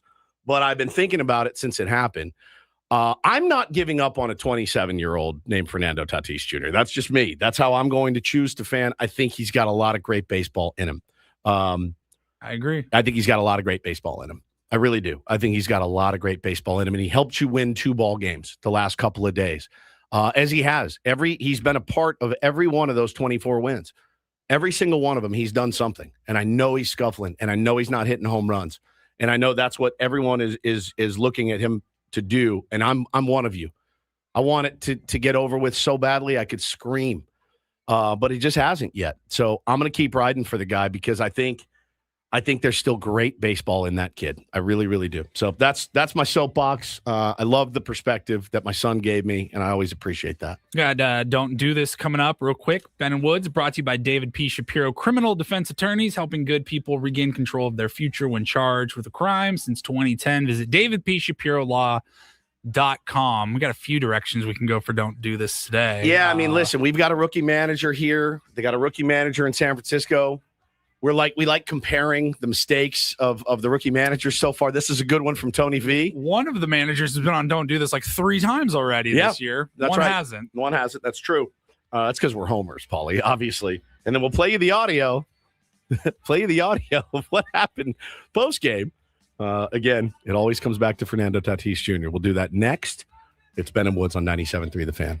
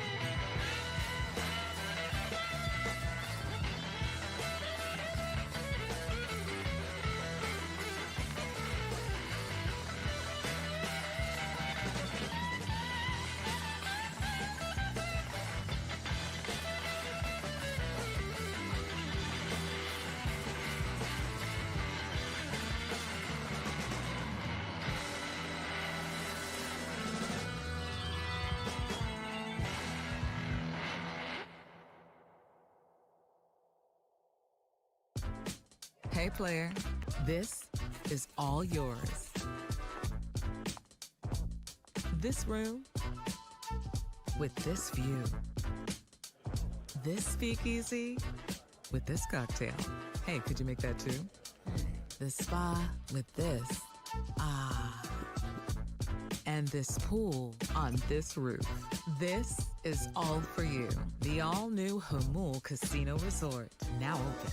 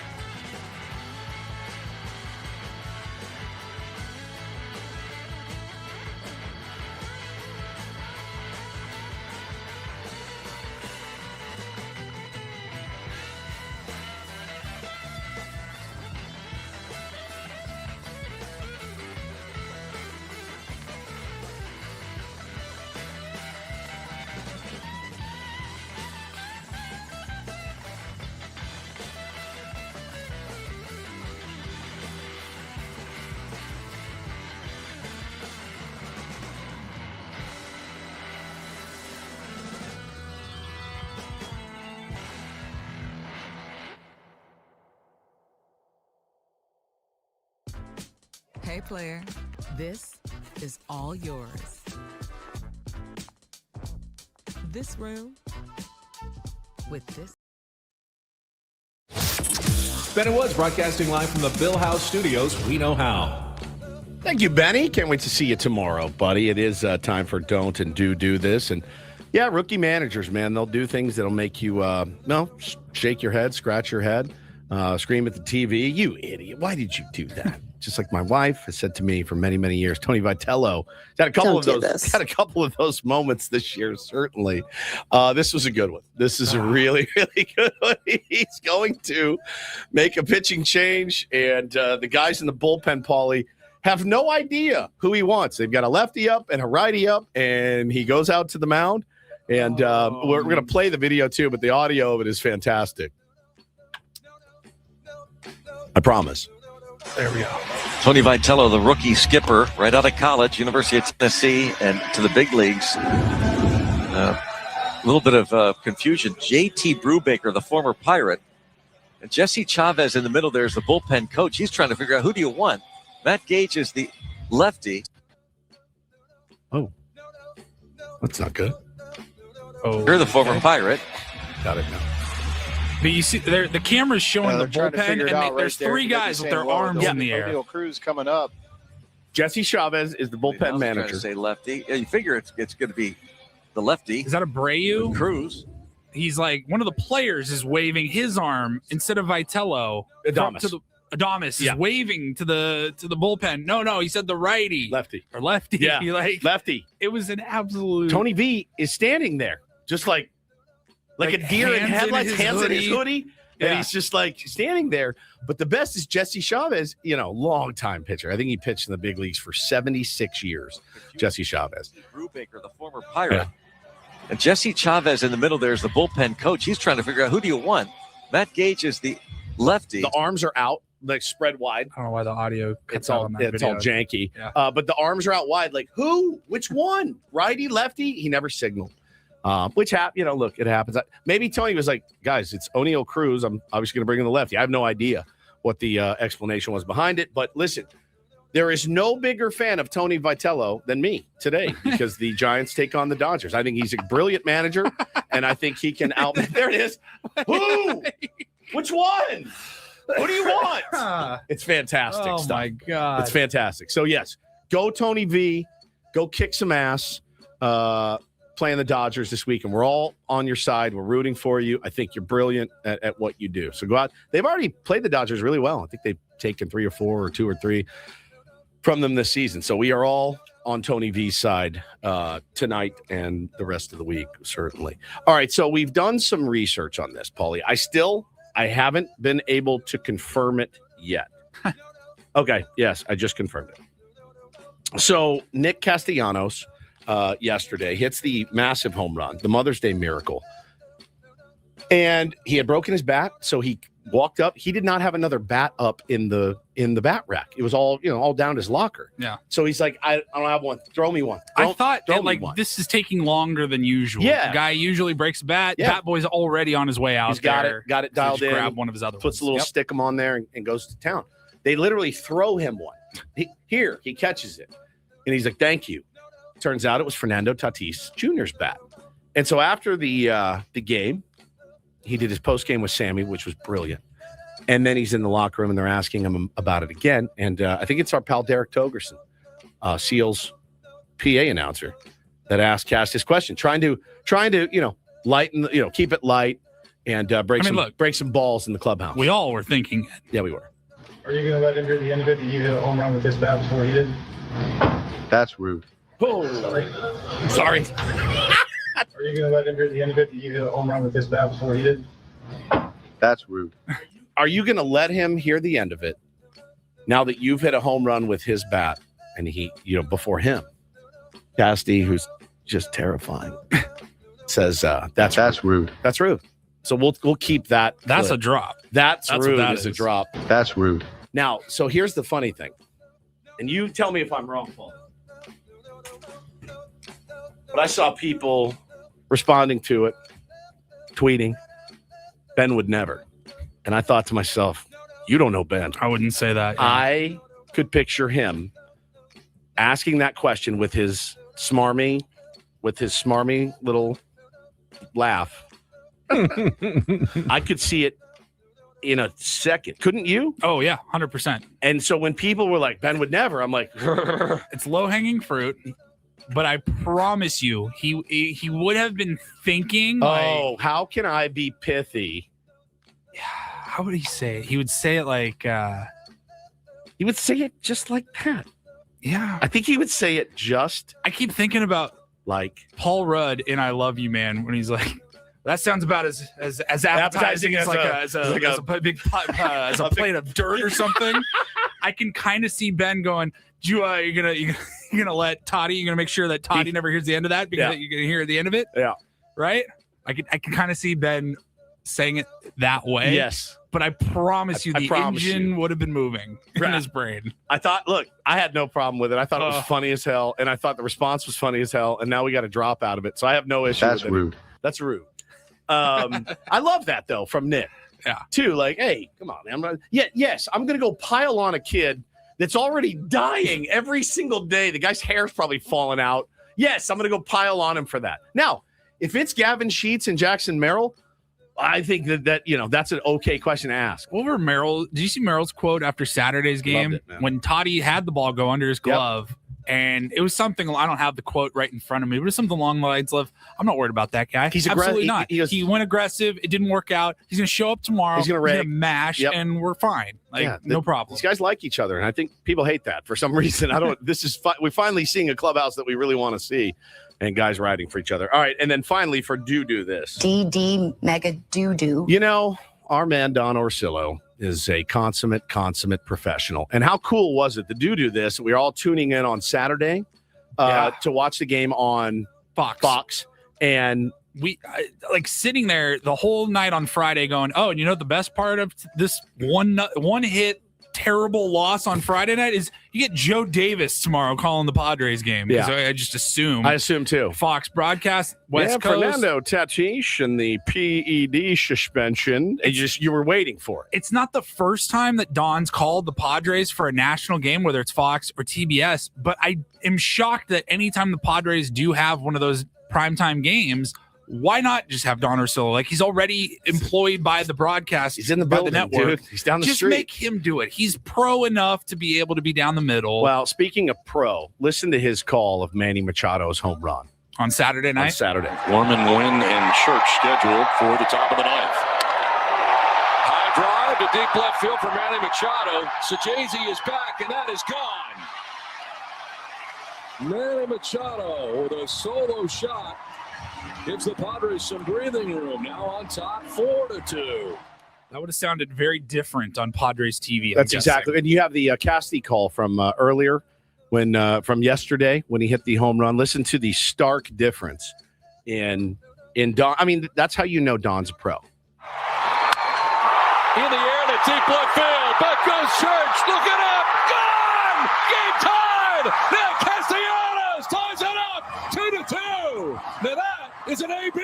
Professional. He's a professional broadcaster, ladies and gentlemen. We're lucky to We don't talk to Don nearly enough he doesn't, to where I can remember to bring stuff up like this. I know. I would love to know, how difficult is it for you on the national broadcast calling the Padres to just be like, I got to stay down the middle. I got to stay down the middle. I got to stay down the middle on every big moment. I mean, look, dude, the F word is every other word out of my mouth when these microphones are off. You know it. You know it to be true. Oh, yeah. When the mic's on, you got to be a little different. You have to do it a little bit different. So not that I'm putting myself in the same ballpark as Don Orsillo. I'm not. I'm just saying power of the microphone, knowing the situation, very, very important. I don't want to cut into any more of Craig Elsten's time. I'm going to talk to him next. Don't Do This with Ben and Woods on 97.3 The Fan. Again, don't want to cut into any of Craig Elsten's time, so we will talk to him next here on Ben and Woods.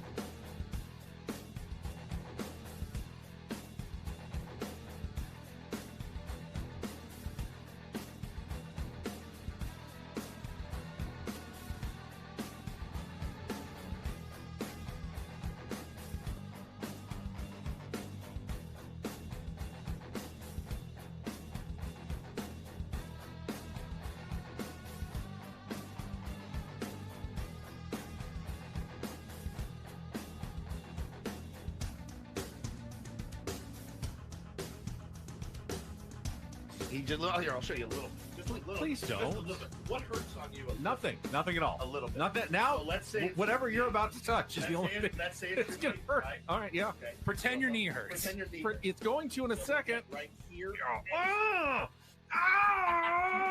That is not pleasant. This pool on this roof.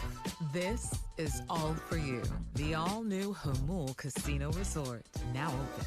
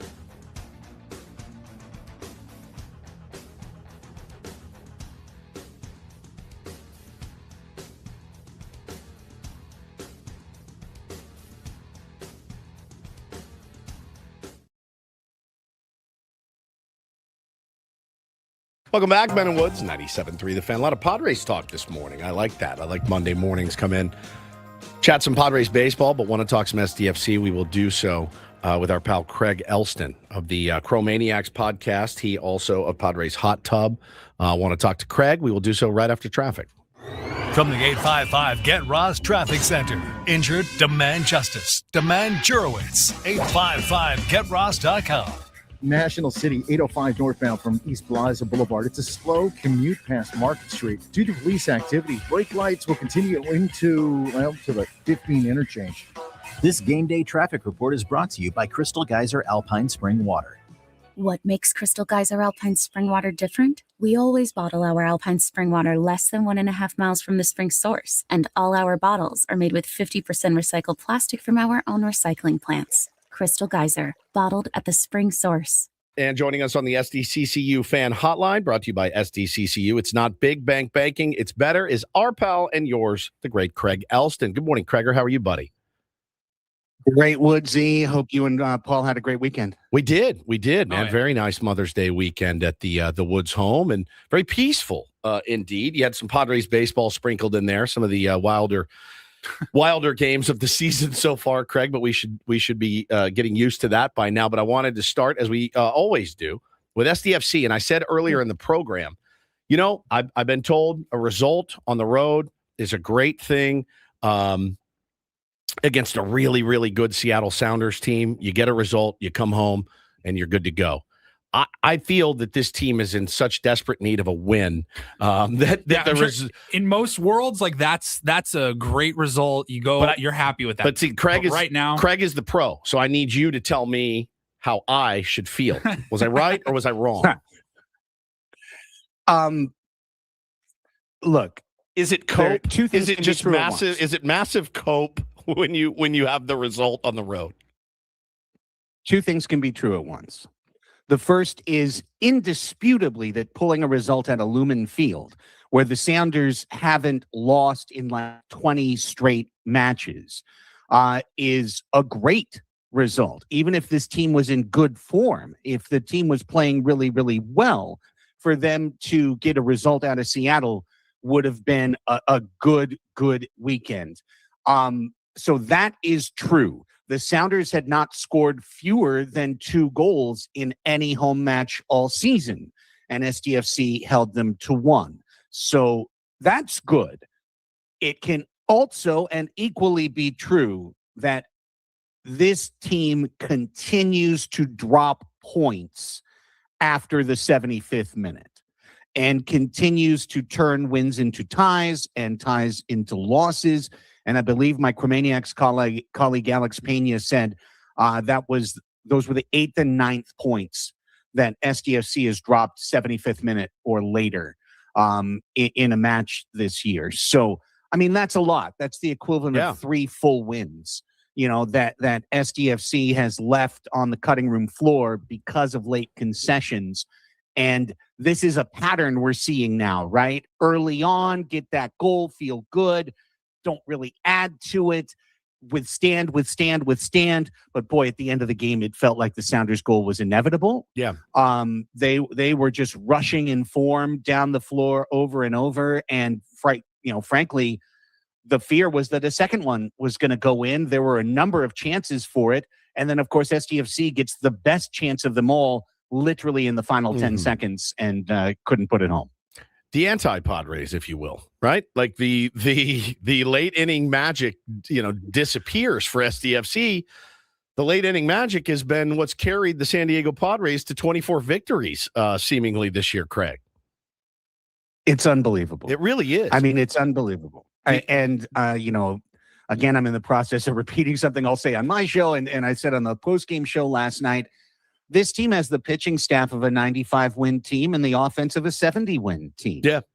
And right now, it's been pieced together enough that it's worked out. But the clutch, they have the clutch of a World Series winning team. The stat that I read earlier that Clark Fahrenhold tweeted out, 7th inning or later, the San Diego Padres this year, first in Major League Baseball with a 170 WRC plus, an OPS over 1,000, first in Major League Baseball, and a 349 batting average, first in Major League Baseball. 7th, 8th, or 9th inning. 7th, 8th, or 9th inning. It's insane. Yeah. Just like everyone knows is totally sustainable. Normal. And a skill, an acquirable skill that you can hold over the course of a season. Yeah, no, this is absolutely nuts. And to me, the best way that you can look at it, the first half of the season, is trying to figure out who you are as a team, trying to figure out your form, and banking wins while you're doing it. And the Padres have banked wins. I mean, we're at the 40-game mark now. They've won 24 games. They've done the job. They're playing on a win-loss record like a playoff team. They are hitting like a last-place team. Yep.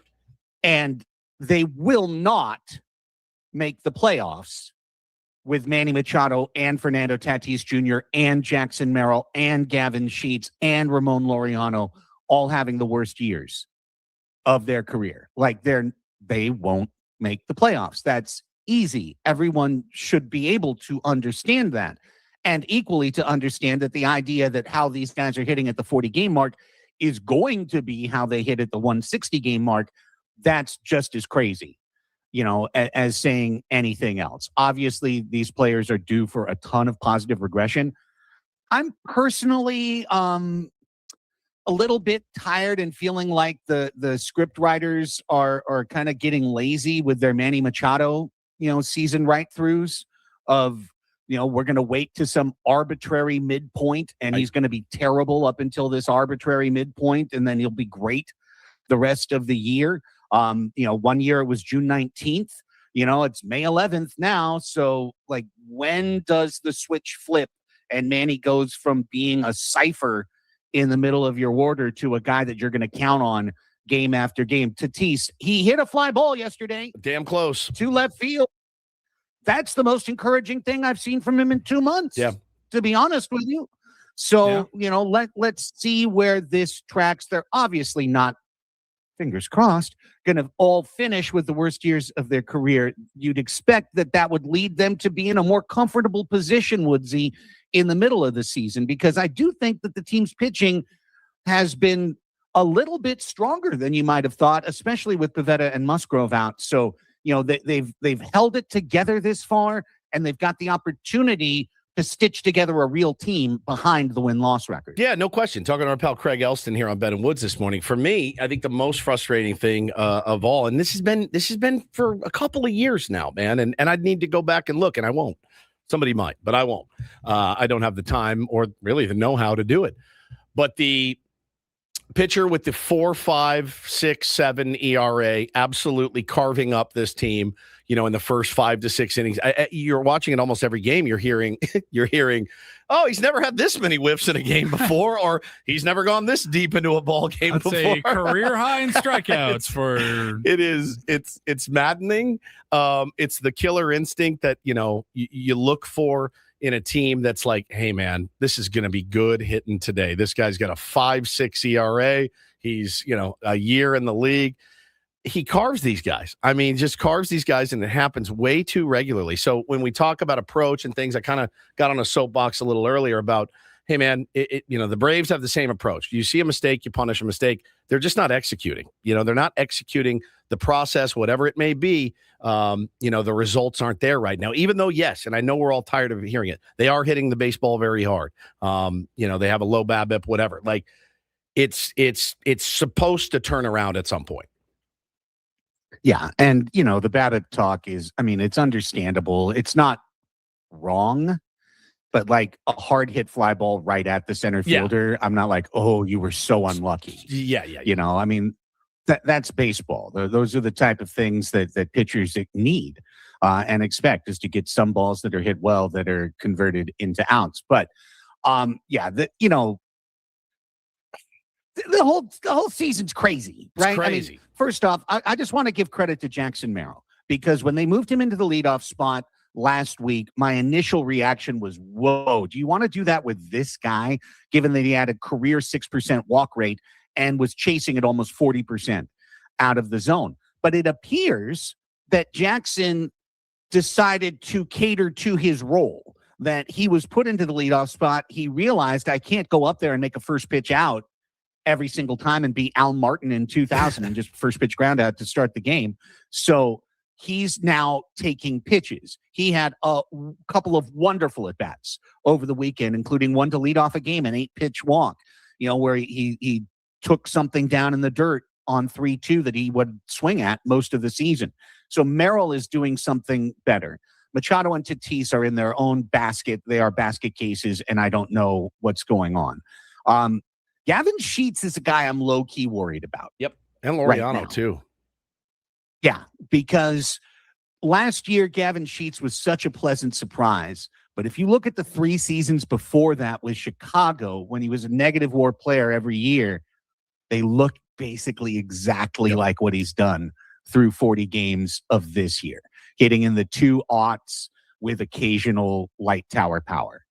And you can't have that hitting fourth when everything else around it is struggling. So, there's little things, and this is going to be coming from the craziest possible Padres source right now.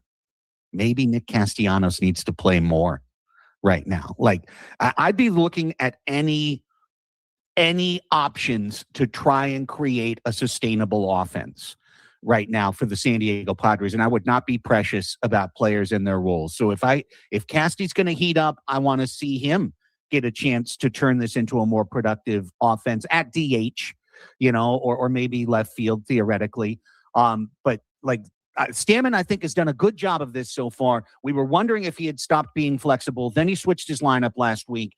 He needs to keep doing it and keep tinkering until he gets to somewhere that works. I saw somebody tweet, he runs this team like a little league team. Everybody gets a chance to play. And I'm like, I think that's the way that it works these days, man. Honestly, like using what you have, trying to get the most optimized lineup every single day makes sense. And it's got to be hard for Stammen and whoever else is helping to make those decisions, because what do you do when no one is going really, really well? Like when everybody's hitting well, easiest job in the world. I'm the best manager. I know exactly what I'm doing. When guys start to falter, and when 4, 5, 6, 7 guys start to falter, and there's ones in front of 3 guys' names in the starting lineup, yeah, man, it's a tough gig to figure out. I think you got to mix and match and play those numbers. And I think Craig's done a pretty good job of that. I mean, again, tied for first place right now. You don't hang the banner in May, but man, it could be a lot worse with this offense. And I'll tell you what I'm looking for this week, Woodsy, is this fascinating dynamic that's taking place on the other side of the clubhouse where Lucas Giolito coming. Right. You know, like everyone knows he's around. He's a shadow now in the clubhouse, sombra in the corner. And each one of these guys is showing us they don't want to let go of the brass ring 100%. and give up their spot. Walker Buehler pitched so well that he really kind of started to change my mind. Me too. In terms of like, okay, if you're going to pitch like that, you should be in the rotation 100%. Welcome. Right? No kidding. Always loved Walker Buehler, by the way. Always. Right? Always. Forever. You know, the way Waldron pitched with an opener. 100%. However, his last time out was terrific. And if they're going to throw him tomorrow, they better use an opener again and give him a chance. So if he pitches well again, then you're like, okay, well, you could kick one of them into the bullpen and let Marinaccio go. Oh, no, he just threw two perfect innings, you know, in the 7th and 8th. So I really like that aspect of what's going on with the Padres, that they've got a lot of guys that know that they're fighting for their gig and they're all trying to excel in order to get there. But Giolito's going to take somebody's spot. And I don't think they're going to keep Matt Waldron in a long relief role. I don't know that for sure, but I think it's going to be really interesting. And I think the Padres, quite frankly, are benefiting from that race because everyone recognizes that there's a job on the line and they're fighting to avoid elimination. Thank you, brother. Craig, well said. We got to run. Appreciate you, Craig Elsten. Right up to the wire.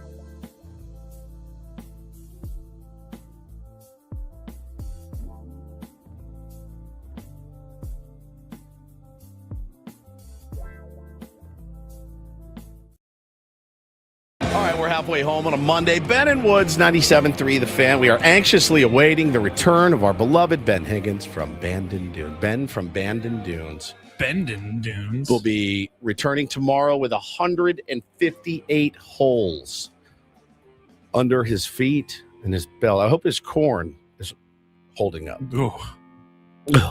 He had his corn. What was it? Shaved off? No, but what was it called? Debrided? Debrided. He had a corn debrided last week. He shared with us. We share a lot on this program. We do. Probably too much. Probably too much at times. I know I'm guilty of that, certainly. My microphone is falling. Yeah, water machine's down again here at the Odyssey Empire. Sounds like a case of the Mondays. I really have like a quarter left, and I drink about 2 gallons of water per show. That's about the only healthy thing I do these days. Can I say that I think baseball cards probably have ruined my routine? How so? Well, I used to go to the gym every day after work. Now I go home and play with my baseball cards. And that's been a streak for about 2 weeks. Okay. Yep. And my diet's gone I bring it up. Trainer's like, hey, bro, where you at? Yeah. I bring it up because today is National Eat What You Want Day. And I have been celebrating that for about 2 weeks now of eating what I want. I was on such a good streak and so locked in, and diet was on point. And then it just falls away. It just flies into the wind. It's just gone. Like a wrapper from a Topps package of cards. Just floating away on the breeze. And oh man. And I don't know. Got the new Bowman's coming out this week. I know. Got ready this morning for work, and I went into the kitchen and I made some creatine and was like, hey, I'm going to go today and I'm going to lift weights. I don't care if it's for 15 minutes. I'm going into the gym because I feel in such a bad headspace. I feel so much better when I do work out. So much better. I've never left the gym feeling terrible. I always leave feeling good. But like, I don't know, man. I get off the show, I'm tired, and I know I've got some time to myself, and I haven't been sleeping well. And so I go home and I'm like, I'll just play with my cards for a while till the kids get home or till Hannah gets home. And that's what I do instead of lifting weights, trying to stay in shape. We may have another kid coming. I got to get my S together is what I'm telling you. But I was looking back over like my DoorDashes for the last 2 weeks. It's the most embarrassing thing you've ever seen in your entire life. And it's not like all Mickey D's and stuff, but it's more the frequency. There's a lot of them. And it's a lot of crap. And, things like this I used to really, really beat myself up over it. Now I'm like, I'm just going to start fresh, man. I fell off the horse. I'm going to get back on the horse and ride it again. Have you ever, my wife, she deleted DoorDash from her phone. Polly, do you know how many times I've deleted DoorDash from my phone? It somehow magically gets its way back onto your phone though. Man, you get those kids come home and you're like, it doesn't help that every time I cook a meal, no matter what it is, I cook a meal, I put it down in front of both children, and they go, not this. And that's genuine. It's not even just to piss you off. It's maybe both, but the rage that goes through my body, my neck is seizing up talking about it. Both. It doesn't matter what it is. They sit down, I put a plate of food in front of them, they go, and so I just assume get them something that they'll eat. It's just the hardest part of being a parent, honestly. There's a lot of hard things about it, but feeding them is really number one. But that's neither here nor there. I have to look long and hard in the mirror and say, get your head out of your ass, essentially. Because again, today, for the rest of you out there, the rest of you listening right now, you've been on a good routine, whatever. Today is National Eat What You Want Day. It's also Hostess Cupcake Day. So it really goes hand in hand. For me, I'm not going to eat what I want today. It will be the first day in 2 weeks that I haven't eaten I ate Chinese food in the middle of the day on Saturday, like a full succulent Chinese meal.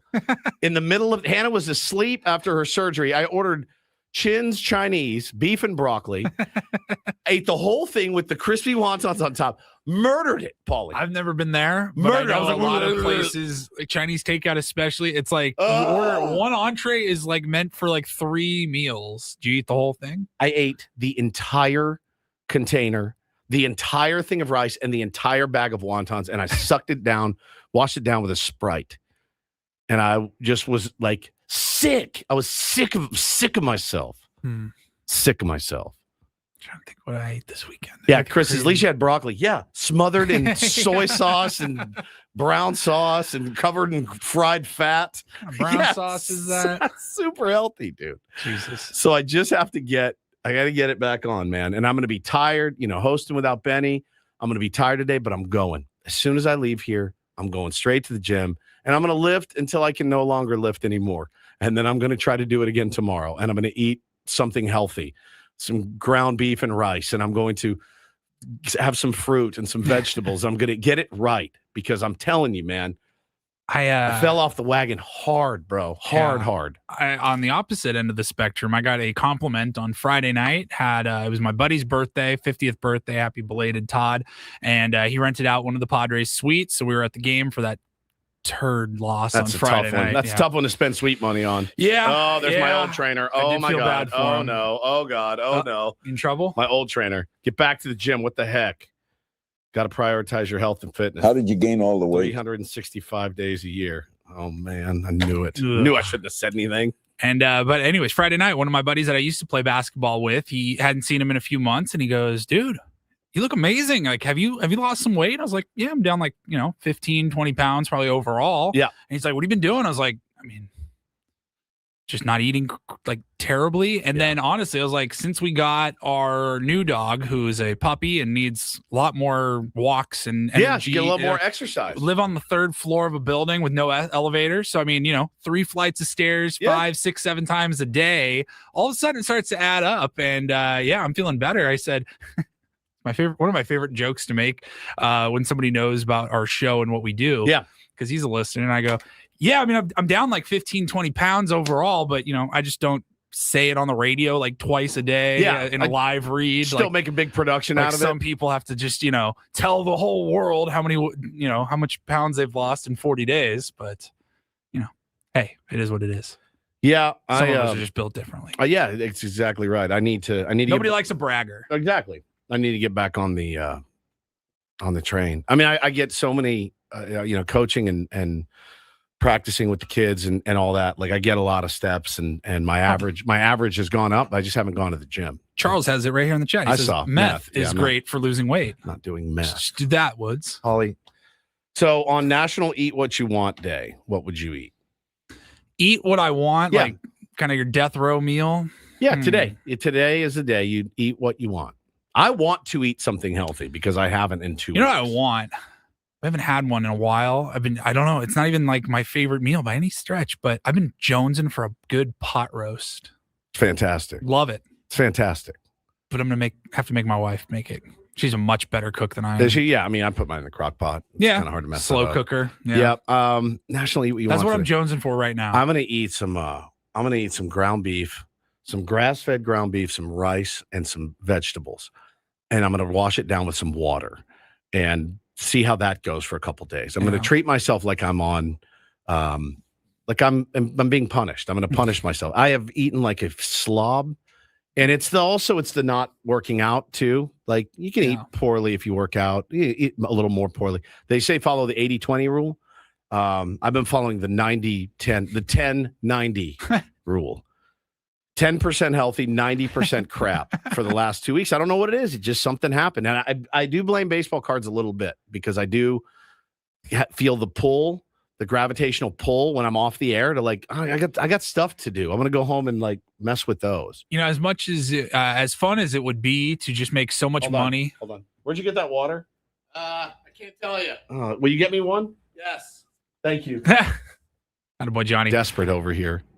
It would be great to make so much money that I could easily provide for all of the indulgences that I want and the vices that I have, baseball cards being one of them. Fortunately, that's not the case. Living here in San Diego, you do have to kind of pick and choose at times where your money's going to be spent. Not using DoorDash so that I have more money for baseball cards has been a way of kind of solving that problem. Yeah, man. With what I've paid in DoorDash the last 2 weeks, I'm not joking. I could have a private chef. Like the one that I've seen at like Manny Machado's private chef. Yeah. I could hire her. You could have got easily. You could have got a case of hobby boxes. Bro, we ordered Outback the other night on it was like $100. And I'm like, why? Bro, and you know, you're ordering for 4, even if 2 of them are small children. Yeah, but one of them doesn't eat anything but quesadillas. So. But like, bro, my point is, even when it's just me and Megan, if we order out or order in, I should say, like, there's no way it's less than $100 now. Yeah. And you're just like, you know, that used to be like with tax and a fee and everything. And you're like $55-$60. You're like, all right, it's both of us dinner. We don't have to go anywhere. That makes sense. Now you're just like, hey, do you want, you know, Megan, the other day, like she goes, hey, should we get Thai food? I'm like, I love Thai food. I love that spot in particular. But after DoorDash, after the fees and a tip and 45 minutes, you know, minimum, I'm like, it's like $130. I'm like, do we really? God dang, how much food do you guys get? No, for like $130. It's expensive Thai food. You know, it's like $25 a plate, an entree. And then if you get 4 plates, no, you get but if you get an appetizer, you know, we usually get like some wontons or something to split. Yeah. I mean, you know, at this point, I gotta clean it up. I gotta clean it up. There's just no two ways about it. I said it on the radio so that I'll hold myself accountable today to go to LA Fitness and do something. I don't care if it's 20 minutes. I gotta do something. It's crisis point. So for the rest of you guys, enjoy National Eat What You Want today. I shan't be doing that. But you will be eating. You said you want to eat healthy. I'm craving like nutrients. Yeah. My body is screaming at me for nutrients. Yeah. No more Jersey Mikes after the show. No, no more. No more. Got to clean it up, dude. That's what I'm going to do right now. All right. Thanks for listening to me rant there. Hey, real quick, by the way, I don't think we've teased it. Oh, no, we have not. We do have Dennis Lynn coming up at the bottom of the hour. We're going to play Take on Woods before that, but we also have a pair of Padres tickets to give out every morning this week. You're going to call for a chance. Not right now. Do not call right now. We're going to give them away later in the show, but we do have a pair of tickets to Padres versus A's on May 22nd. Why don't we use the Nick Castellanos drop? Ooh, we can do that. Yeah. So the next time you hear this, this time. Don't call right now. Don't call now. Don't call. This one doesn't count. Do not call. This is a sample. That's rude. Perfect. So you hear that later in the show. You call in 833-288-0973, and you will get tickets to the Padres game. So make sure you listen. May 22nd, that's going to be a Friday night. Nice. Beautiful. Friday night game. I believe that's Star Wars weekend, too. We got Take on Woods coming up next. We only have one category left because somebody went on a golf vacation and didn't leave us with a bunch of categories. So we have one category left. That's what you get. That's what I get. Couldn't he say, well, you guys knew I wasn't going to be there. You could have just made another category. And I'd say, you're absolutely right. We could have. But we didn't. That's his bit. Yeah. You know? So we don't want to step on his toes. I'm not trying to step on his toes here. So you have one category. Should I even say what it is? I don't know what it is. All right. So you get one category to choose from. Yep. But call now, 833-288-0973, 288-0973. We'll try to get a contestant and take on Woods. That's next. Dennis Lynn at the bottom of the hour.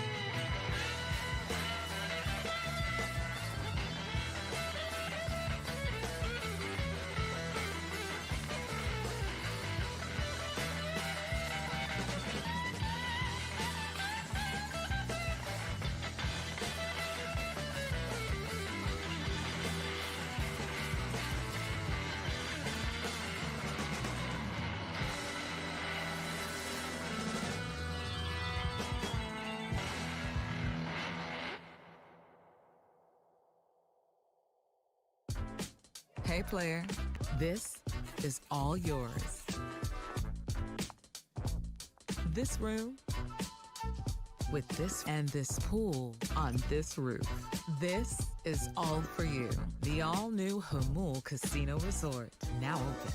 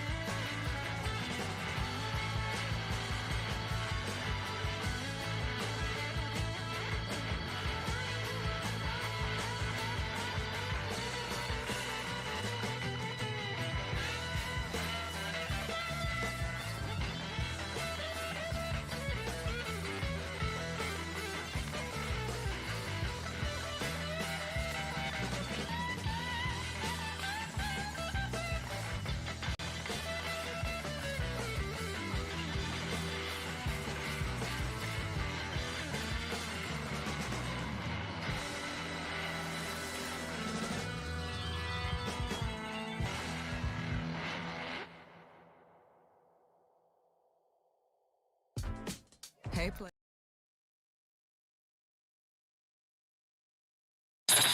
This hour on 97.3 The Fan is brought to you by GL Pools, the swimming pool experts trusted by thousands of San Diegans since 2006. Baseball is back, so it's swim season. Make sure your pool is ready. Call now, mention radio for a free month of pool service. Thank you, Benjamin. Thanks so much, Benny. We've got Padres insider Dennis Lynn coming up at 8:35.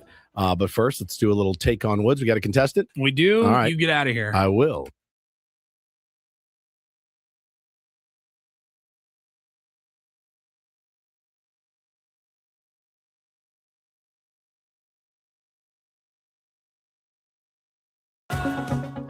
All right. We're going to try to host this last game without Benny here solo. We're playing Take on Woods, and it's brought to you by Bay Alarms, security and fire alarms for every business. We've got you, or they've got you. And let's see who we've got today. I believe we have a prior contestant here. Is this Roger? Hey, Paul. How you doing? Roger, how you doing, my friend? You calling for Take on Woods?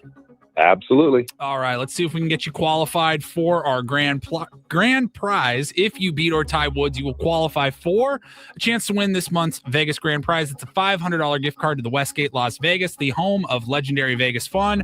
Now offering the breakaway from fees package, including a $75 daily dining credit, 2-day spa passes, daily cabaret tickets, complimentary valet parking, and $0 resort fees. Special rates starting at $89 a night. Book now at westgatelasvegas.com. Roger, are you still there? Like, you stuck with me through all that?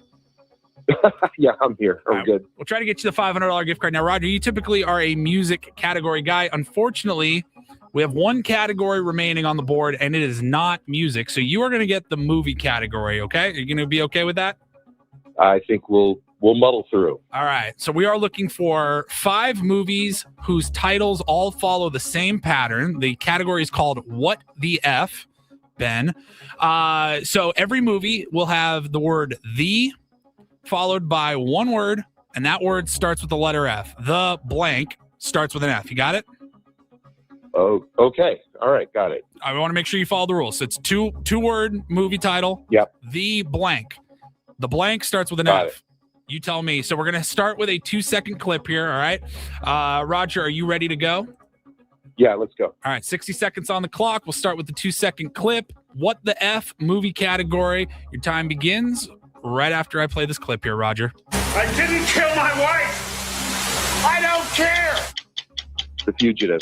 That is correct. John Goodman plays Fred. Rick Moranis is Barney in which The 1994? Flintstones. That is correct. In the most successful film adaptation of a John Grisham novel, Tom Cruise stars as a Harvard grad who gets a job working for corrupt Memphis lawyers in which 1993 film? Pass. Come back to that one. All right. Marlon Brando, Matthew Broderick, and a Komodo dragon are at the center of which well-reviewed 1990 crime comedy? Oh my gosh. I got to pass on that one too. All right. Number 5, scientist Jeff Brundle, played by Jeff Goldblum, begins to Fly. That is correct. Let's go to in the most successful film adaptation of a John Grisham novel. Tom Cruise stars as a Harvard grad who gets a job working for the corrupt Memphis lawyers. The Firm? That is correct. Marlon Brando, Matthew Broderick, and a Komodo dragon are at the center of which well-reviewed 1990 crime comedy? Dang it. Yeah. I don't know. All right, that was The Freshman, but you did get 4, The Fugitive, The Flintstones, The Firm. You missed The Freshman, and you got The Fly. 4 is pretty good. I think that might actually hold up. Let's bring in Woodsy here. There we go. There's a lot to remember to say to host all these games. Different liners, prizes, going through Ben's categories. Big all guy that comes fun back stuff. tomorrow. All off the hook. We already told him, hey, you need 3 new Take on Woods categories, so enjoy that flight home. As he's flying home from Bandon Dunes, yes. All right, what do we have All today? right, we've got a movie category today. Last one in the coffers. Yeah, we'll have a whole new set of TV, movies, and music beginning tomorrow. Cool. But you get a movie category. We will start with our 2-second movie clip. Roger's score is locked in. Are you ready to take on Roger? Yes. All right, time begins after the clip. Good luck. I didn't kill my wife. Oh, The Fugitive. I don't care. That is correct. John Goodman plays Fred, and Rick Moranis is Barney in which 1994 film adaptation of a beloved cartoon series? Pass. What? In the most successful film adaptation of a John Grisham novel, Tom Cruise stars as a Harvard grad who gets a The job. Firm. That is correct. Marlon Brando, Matthew Broderick, and a Komodo dragon are at the center of which well-reviewed 1990 crime comedy? Pass. Scientist Jeff Brundle, played by Jeff Goldblum, begins to transform into an insect in which 1986 The Fly. remake. That is correct. John Goodman plays Fred. Rick Moranis is Barney in which 1994 film adaptation of a beloved cartoon series? Fred Flintstone. The Flintstones. That is correct. Yeah. And Marlon Brando, Matthew Broderick, and a Komodo dragon are at the center of which well-reviewed 1990 crime comedy? Something with an F. F the Taint. No. That is incorrect. You were looking for The Freshman. Roger Freshman. also could not get it. You both got 4, though. And 4 is good to qualify for the grand prize. I'll Well take done, that. Roger. Just like SDFC, baby. I Yeah. will take that every single time. A draw gets a result. That's right. Got a result again. And we have a result. We have qualifier. Yeah, we do. Excellent work. Everybody wins today on Take on Woods. All right, we will take a break. We will come back. Dennis Lynn will join the program. Going to talk to him about this crazy Umberto Cruz story. And real quick, let's just get one more in. Ben and Woods broadcasting live from the Bill House Studios. We know how. Oh, yeah. Fun stuff. All right, we'll be right back. Ben and Woods, 97.3 The Fan.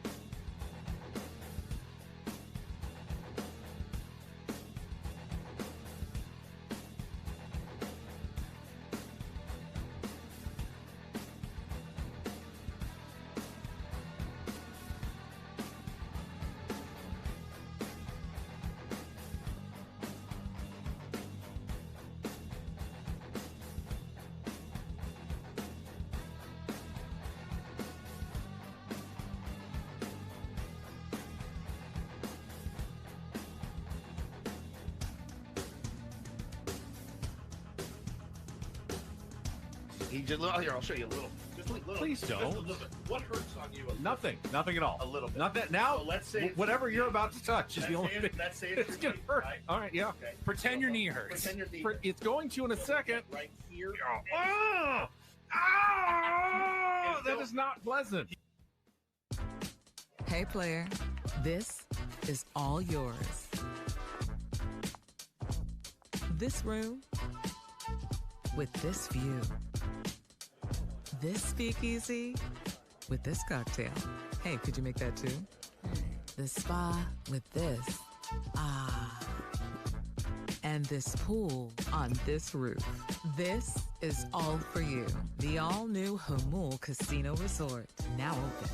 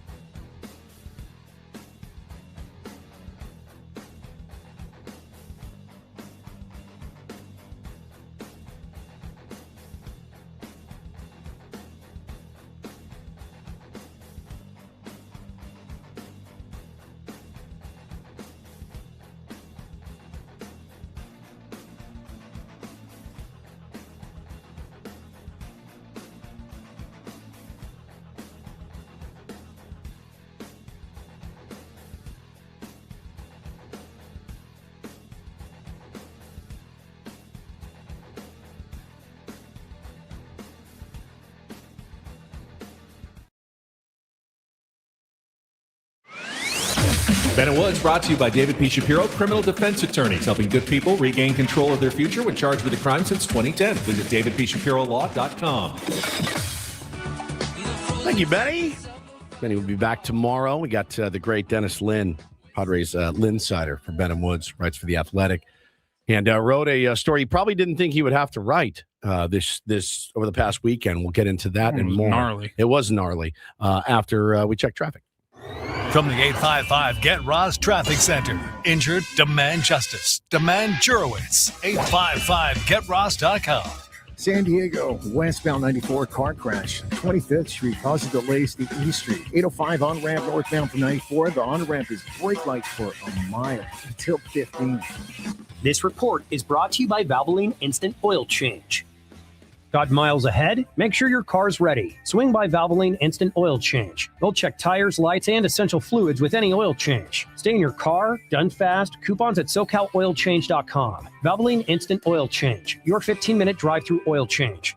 Happy Monday, Padres fans. It's time to discuss the weekend that was for the Padres with our Ben & Woods Linsider, Dennis Lin from The Athletic.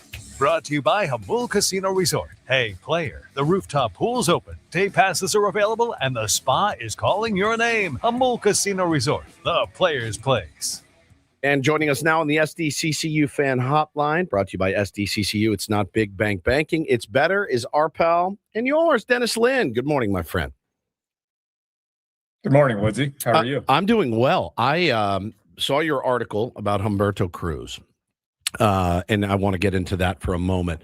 I had gotten a DM back in maybe December that something had happened and reached out to some people that I knew. They didn't know anything about it, but it was different. At the time, the person that tipped me off to Humberto Cruz getting into some trouble said it might have been drug-related. That was not the case at all. This is probably not an article, Dennis, you thought you'd have to write this season for the San Diego Padres. Can you fill everybody in on what happened with Padres number 5 prospect, Humberto Cruz? Yeah, or any season, really. I don't think it's a story. Yeah.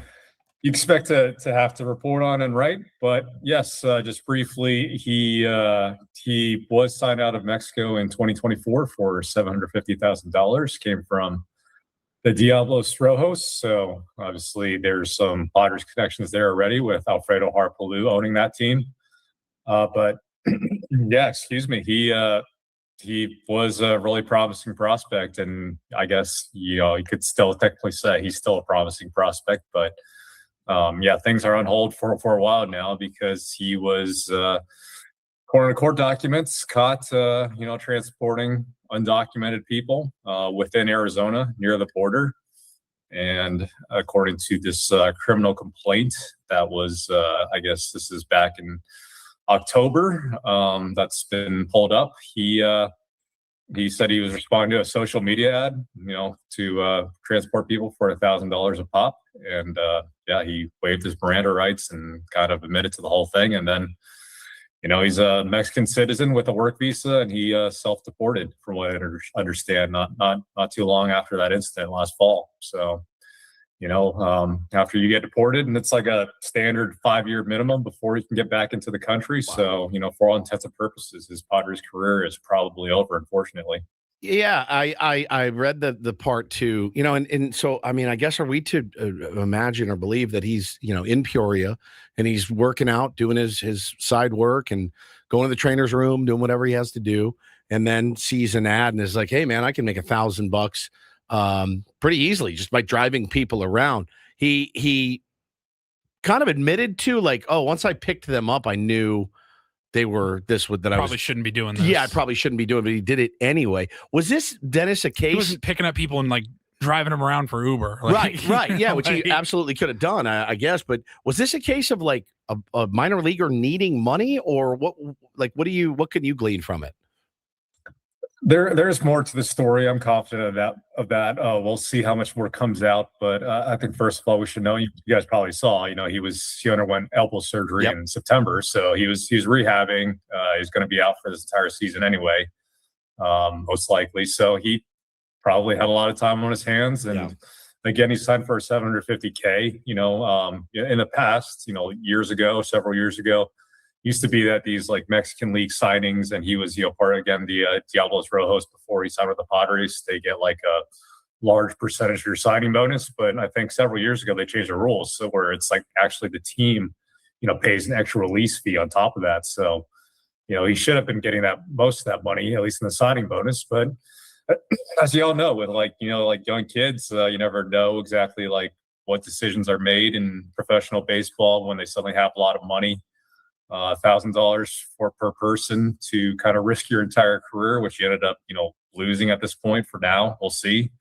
That doesn't seem like a smart price to pay, but we don't know all the trail of decisions that led up to this point. So yeah, unfortunately for him, got caught doing it, and yeah, it's a big blow not only for him but for the Padres because, as we all know, it's not the most the deepest farm system right now. So he had to pay the price, and so did the Padres. Yeah, it's tough, man. It's a sad story all around. I thought you guys did a great job of covering it. You can go read it in The Athletic. It's our pal Dennis Lynn who joins us now, and watching this baseball team day in and out, Dennis, and following along on social media, and having the voice of the fans here sometimes, them kind of reaching out constantly.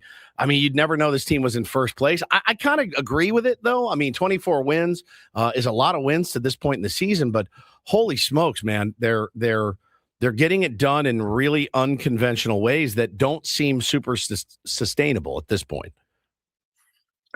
Yeah, and I guess that's a credit to the type of baseball the Padres play in the late innings and the fact that they seemingly never give up. Whether that's sustainable, like you said, how scientific these winning methods are, we'll find out over the course of a long season. But it's also kind of crazy to think it's already been a quarter of the season. They already have a dozen comeback wins. Literally half their wins are comeback wins. A lot of them kind of like a seventh inning or later because they're not doing anything against starting pitchers. Even I know early in the season, the excuse, if you wanted to call it excuse, or the reasoning was, we're facing a lot of good pitchers. Tarek Skubal, for example, Paul Sneans. But now, like yesterday, Kyle Leahy, I'd never heard of that guy before yesterday. And that guy shut him out for 5 innings. They got close, a couple of times to getting to him, but they're just not doing anything in these, first 6 innings. So I think, some credit should go to Craig Stammen for keeping a steady ship. But you also wonder how many wins they've left on the table so far, even if they've gone, quote unquote, lucky, because this offense is basically a bunch of, 600 OPS guys right now and Xander Bogaerts. So also credit to Xander Bogaerts for carrying this team. Yeah, we'd be a little bit lost without Xander, and I think you'd have to give a lot of credit to the pitching staff too. And we had Craig Elsten on earlier, and he was talking about it, how they've just been holding it together. And you do feel like you're in most games, but the offense can certainly lull you to sleep for like the first 5 or 6 innings. It's a tough watch right now. I've got people calling for Steven Souza Jr.'s head, but I remind them that, this happened under Victor Martinez and it happened under Berdar and Rodriguez. And sorry, I keep saying Victor Rodriguez. Totally different baseball players. It's been a thing here in San Diego for years now, Dennis, the inability to be a really consistently top 10 offense. And, it's not for a lack of spending money. Certainly they've spent the money. I don't know what to attribute that to. Yeah, look at what Victor's hitters are doing in Houston right now. I know the Astros aren't too hot right now, but their offense is. Yeah, they have no pitching, but their offense isn't the problem. So I don't think it's the hitting coaches. There's been, I think, 4 lead hitting coaches over the last 5 years. So maybe if they had kept some of these guys around, some of these guys would be hitting better. Just having different messaging every single year. And right.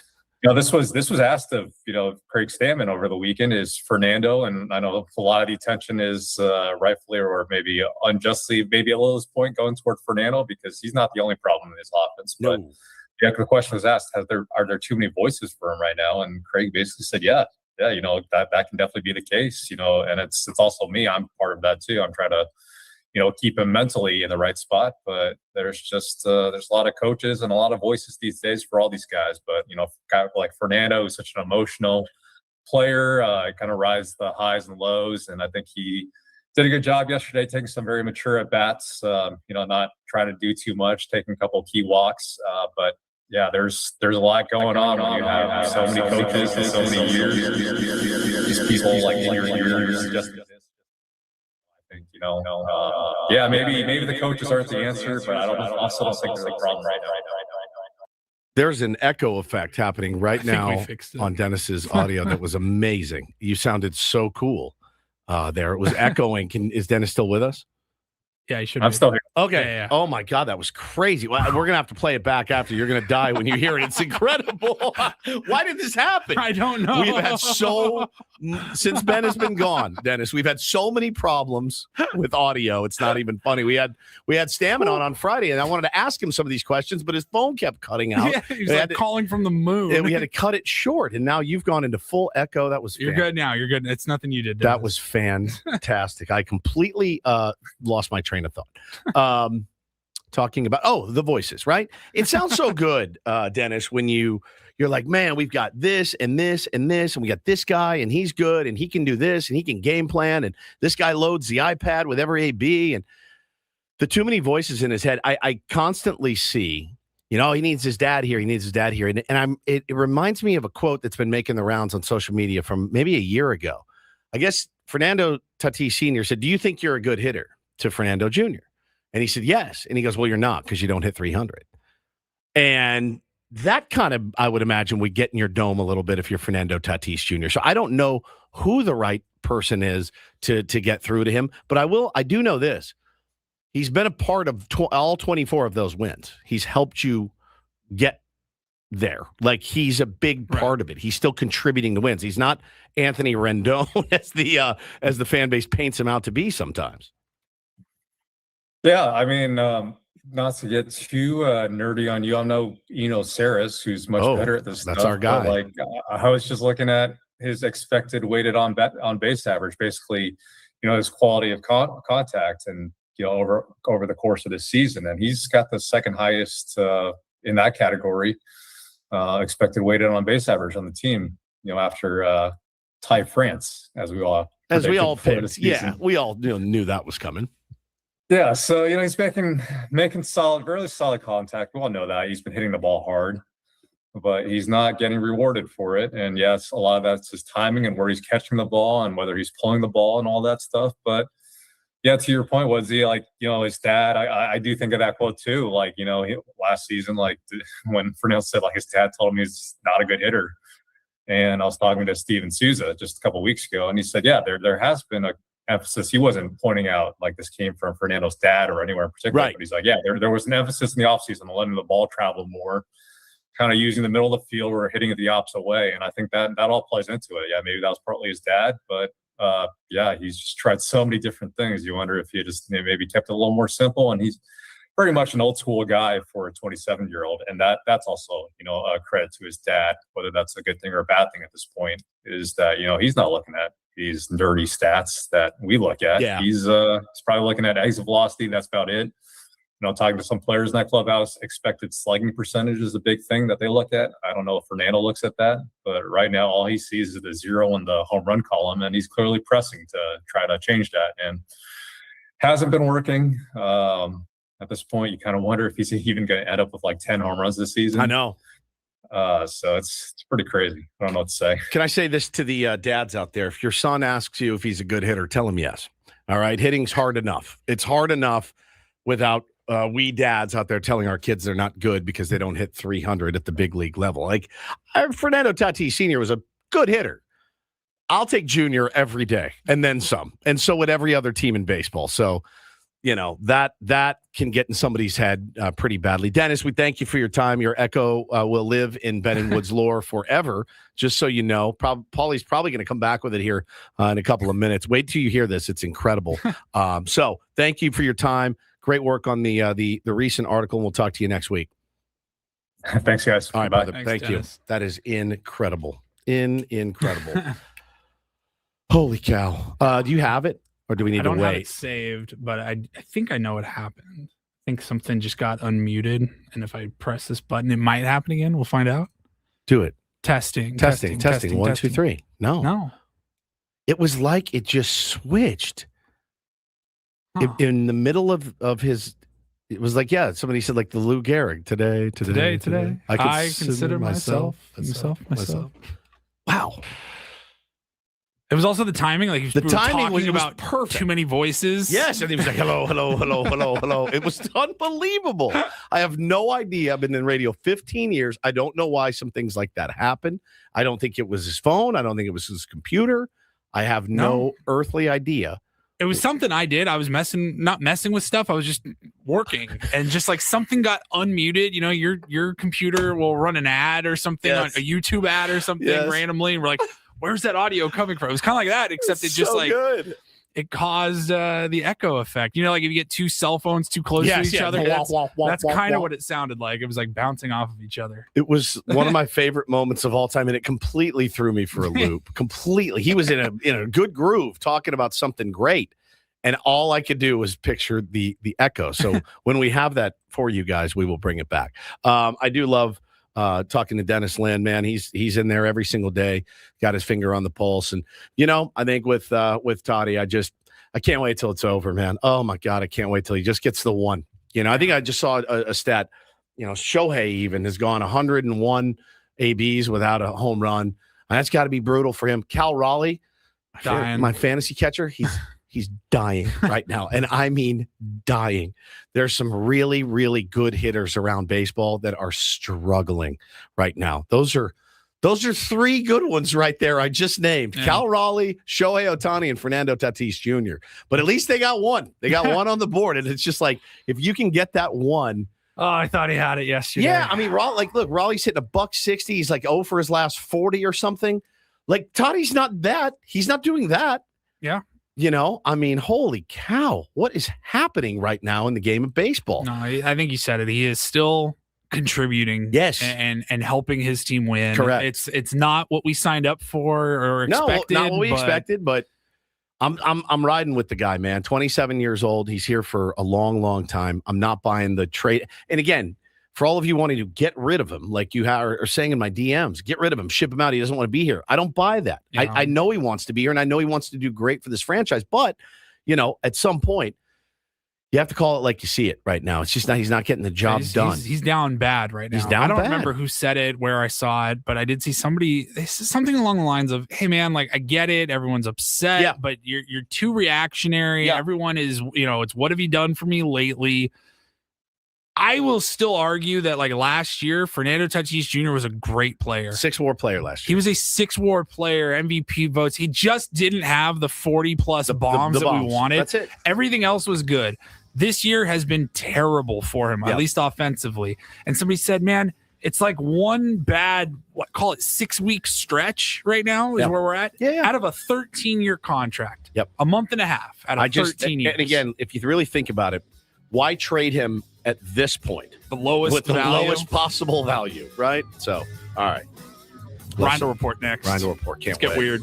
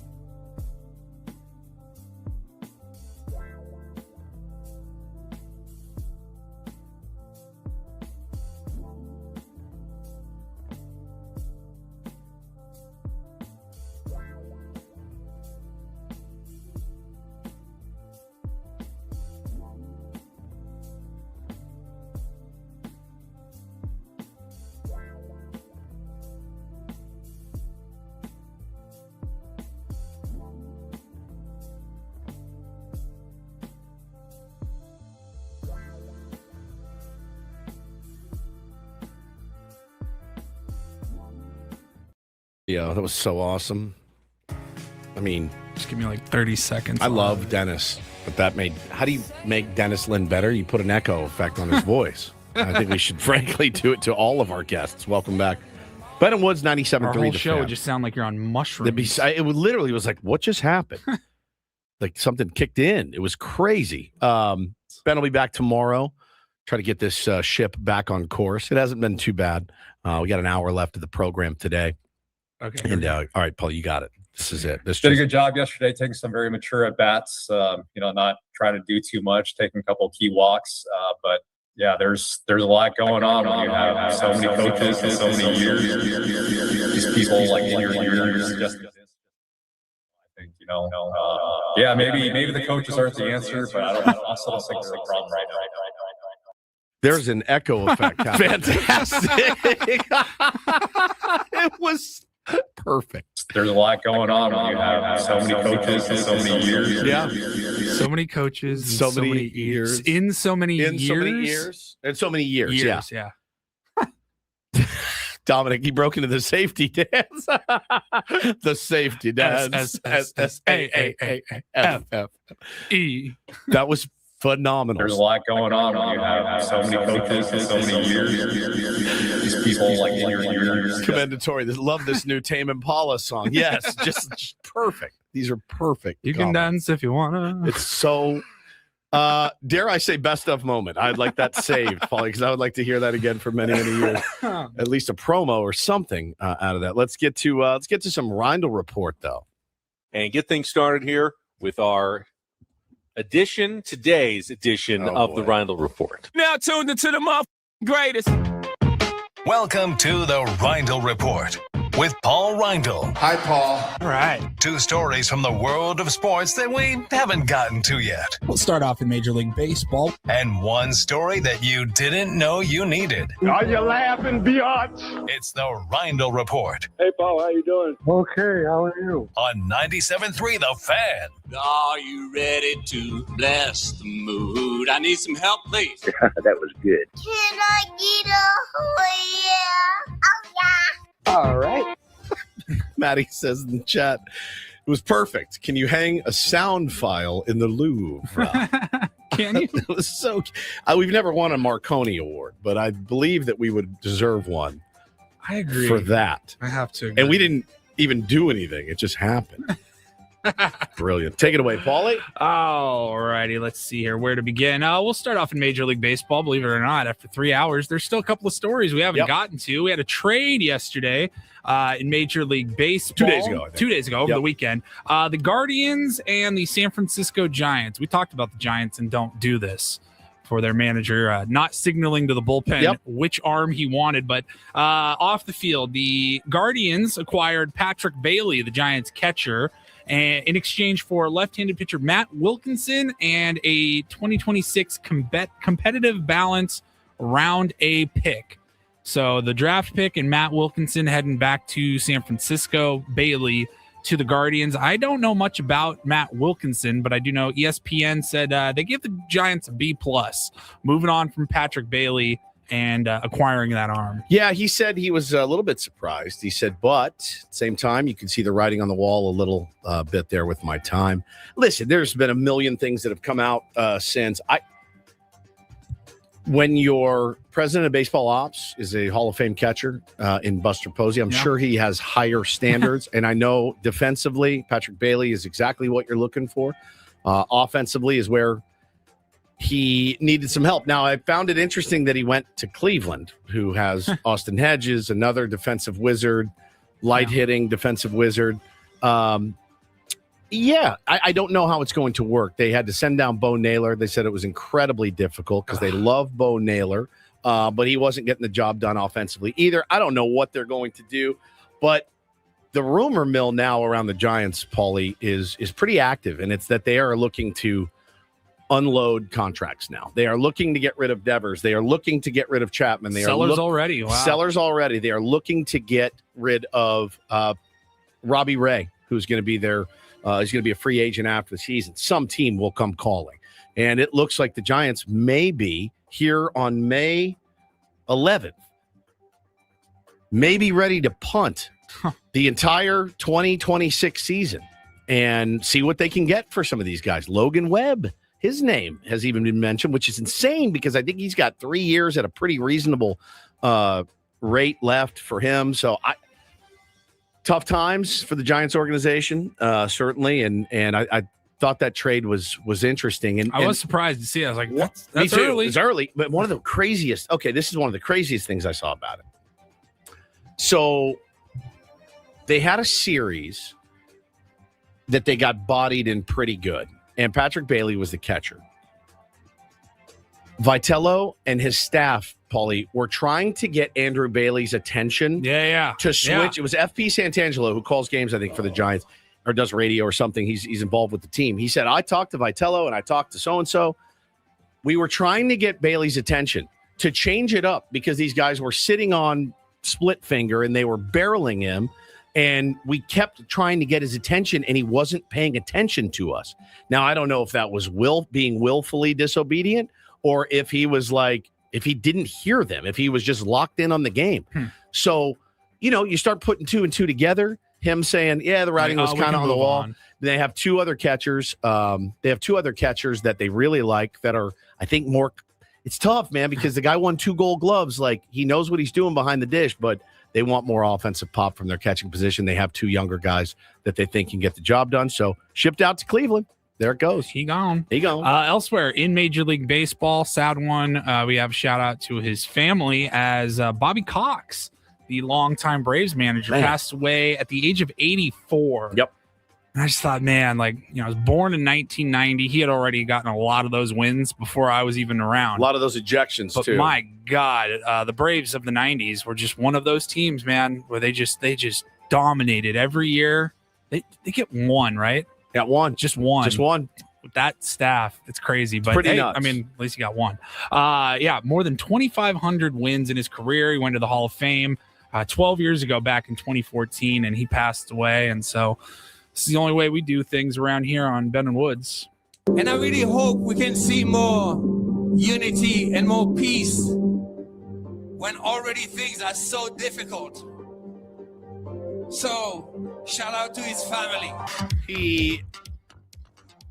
Let's see, spanning 29 seasons, mostly with the Braves, his ejections are equivalent to a full 162-game season of getting thrown out, often defending his players. He holds the all-time Major League Baseball record with 162 career ejections. And, I mean, if you didn't like the Braves, he wasn't super likable. Yeah. You know what I mean? Yeah, he was not a super likable guy. It's like he's one of those guys you look at and you're like, how are you a good manager and how is so-and-so not? You know what I mean? Right. He just didn't have the look. He had a really good pitching coach for many, many years, and Leo Mazzone. And, he had a good staff around him, and obviously he knows his game. And he defended his players vigorously. He also was not afraid to make decisions like pulling Andrew Jones out in the middle of an inning because Andrew Jones, he thought, dogged it on a play. Pulled him out. Just yanked him out in the middle of the inning. You don't see that very often in the big leagues. That's about as old school. It's about as old school as it gets. And Andrew Jones tweeted over the weekend, Bobby Cox was like my dad, and he'll be missed terribly. So, he understood it. He got through it.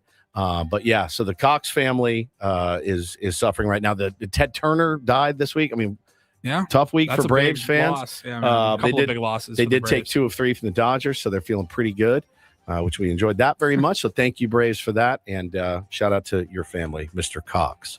Other sports, I don't believe we've mentioned your beloved Seals. Their season came to an end over the weekend. Yeah, got bodied. Saturday night, they got bodied by the Rock, 14-8 in their semifinal matchup. I did not catch any of this one. I was reading kind of the wrap-up, though. Seals went down early, 4-0, and were able to chip away and get back into it. I think they were 5-4 leaders heading into halftime, and then they just who was it? Toronto. Toronto went off in the second half, 14, and they ended up winning 14-8. 14-8. Season's over for the Seals. I'm not happy about it. I really thought they would win a chip without me there. I really did. Year one, as soon as I'm gone, they win it. They did, and I feel terrible for the guys. But they'll be back. They'll be back next year to do it all over again. So shout out to their family as well. Shout out to his family. Seals go down. All right. What's that? Oh, that's it. Oh, sorry. And then finally here, we'll wrap it up. I saw this story a couple of days ago, waited till today. Didn't even ask you about it over the weekend. I'm sure you saw this as well, that Oasis has a new documentary on the way. Disney has officially confirmed that. So that'll be a Disney Plus or Hulu production. Now, I haven't seen a lot of the Disney Plus music documentaries going on right now, but I know they have a lot of them. Like Disney's really leaned into that. Most notably, probably the Beatles one. That's excellent. And then there's been a handful of others, Beach whether Boys. it's following a band on tour or just kind of, their story in general. But I have no doubt that Disney's going to kill this one. And it says here, so it's going to come out on September 11th. And Disney, Hulu. It says here, Noel and Liam Gallagher will have their first sit-down joint interview in 25 years. That's right. And I started thinking about that. I go, they've been on tour for like a year and a half. Like, you're telling me they never had to do a press conference or anything together. And then I started thinking like, oh wait, this was all probably filmed way before all of that. Yeah, I think once it came down to the decision that like, we're going to do this. Okay, we should Let's probably get some cameras we rolling. should probably document this. And they did. And so you'll see, I think, kind of the re-meeting up of the two and the sit down. And obviously I'm fascinated. And I've said this, I've made this point before. When it was announced, a lot of fanfare, obviously, but then obviously this day and age, a lot of skepticism about everything. Everything fails. 2025 was the tour. So we're looking at what was it, like 2000, 2001? No. When they broke up? 24 when they got back together. 24 when they got back together, but before that it had been 25 years, 20 years or something. Jesus. Yeah, both solo artists. And so the most interesting thing about it to me, and you guys remember I bought tickets and went to England to see him. The panic, the nerve of like they're going to break up, they're not going to get along. It never happened, and it was wildly successful. It says here it's not named yet, but a joint statement from Disney and Sony and a bunch of other studios says an intimate look at rehearsals, backstage dynamics, and the energy of the performances. It's the one thing that lived up to the hype. It really did. Yeah. It lived up to the hype, and it went off without a hitch, really. I mean, and that never happens these days. Never. And it did. And, it's growing. They're going to do it again, I think, in 27. Yeah. I will be there. It was unbelievable. Yeah, shout out to my pal, Aussie Tony, was DMing with him over the weekend. Best days of my life. It was absolutely incredible. There's no better way to spend a 50th birthday than maybe you'll be in the documentary. I could be. Crowd shot of me. Yeah, it was great. It was great. I'm excited for that one. Yeah, September 11th. We'll be in Chicago. So hopefully I can rent it on the plane and watch it. And I believe I will.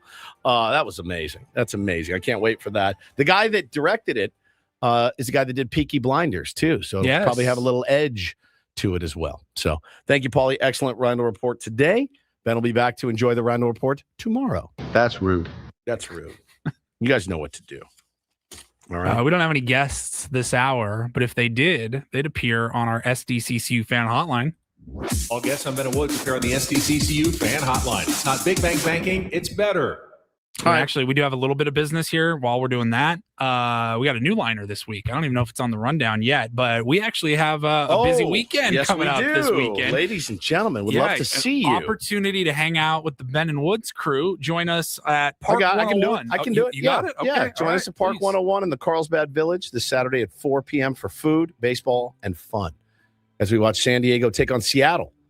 You got an amazing outdoor space, rooftop setting with TVs all over the place. The food is spectacular, by the way. So good. Be serving Mexican candy shots and skinny margaritas made with Santo Tequila from our friends Sammy Hagar and Guy Fieri. Be giving away a Mason Miller autographed baseball and tickets to the hometown baseball team. That's Park 101 in the Carlsbad Village this Saturday, 4 p.m. See you there. Who is the hometown baseball team? That could be like USD baseball tickets. It could be like tickets to Encinitas Little League. It could be anyone, Paulie, at this point. But no, 4 o'clock. You have to come out and hang out with us on Saturday to find out which baseball team. Park 101 in Carlsbad, 4 o'clock on Saturday. Would love to see you guys. We'll be there, and we can have some food and drink and celebrate each other. Yeah. Be fun. That'll be fun. All right. Saturday from 4 to 6, Park 101. We'll be back. We'll be back.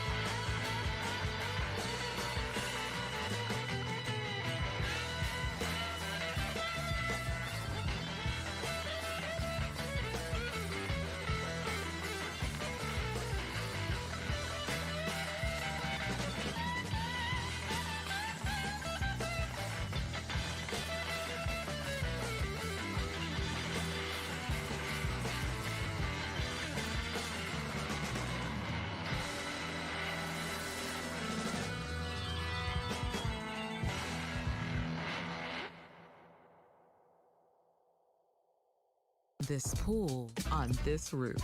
This is all for you. The all-new Hamul Casino Resort, now open.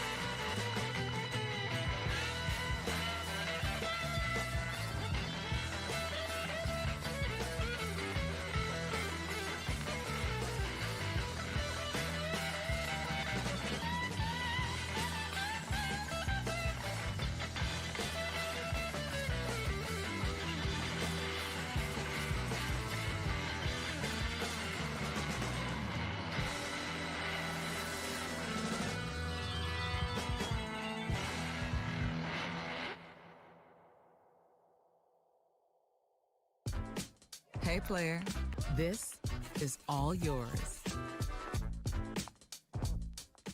Ryan just scored those Padres tickets, Padres A's during Star Wars weekend. Congratulations, I give. Ryan, you are. He, Taylor, my son's driving me nuts to go to those games. Dad, every time the commercial's on, Paulie. Oh, and just going, you got to get the theme game ticket. You do, don't you? Can't just go. What do you get with the theme game? Probably a bobblehead or a gift or something. Lightsaber or something. Special. Well, so he plays on the A's, my 5-year-old. So anytime he sees the A's now, he's like all in. So he's dad. I'm like, oh yeah. Sure. I have to shout out to, this is pretty incredible. I'm gonna pull up his. So it's a Star Wars weekend. Theme game comes with a special edition Jackson, Merrill, and Grogu bobblehead. Okay. That's the theme game, though. Yes, that's the theme game. Yeah, Jackson, Merrill ticket, bobblehead. Okay. Yeah, might try to get out there. I got to shout out Tier 1 Terry, by the way, who hit me up early last week, and he said, hey, man, I've got daughters, and they're not really interested in bobbleheads. If I can get a couple of Mason Miller, the flame-throwing bobbleheads, would your kids want them? And I said, you have no idea. You have no idea. Every time, they advertise anything, my kids have to have it all. Probably much like your kids, if you've got little kids listening at home. And so he said, dude, I got you. And he drove up. We met at Randy's Donuts on Friday, and he dropped off Mason Miller bobbleheads for me. So I just thought that was so kind, and thank you. I used to meet guys in parking lots, though, for different reasons than to pick up bobbleheads, Paulie. Life is certainly... There it was. Yeah. Glory hole. Nope, not that. That's not...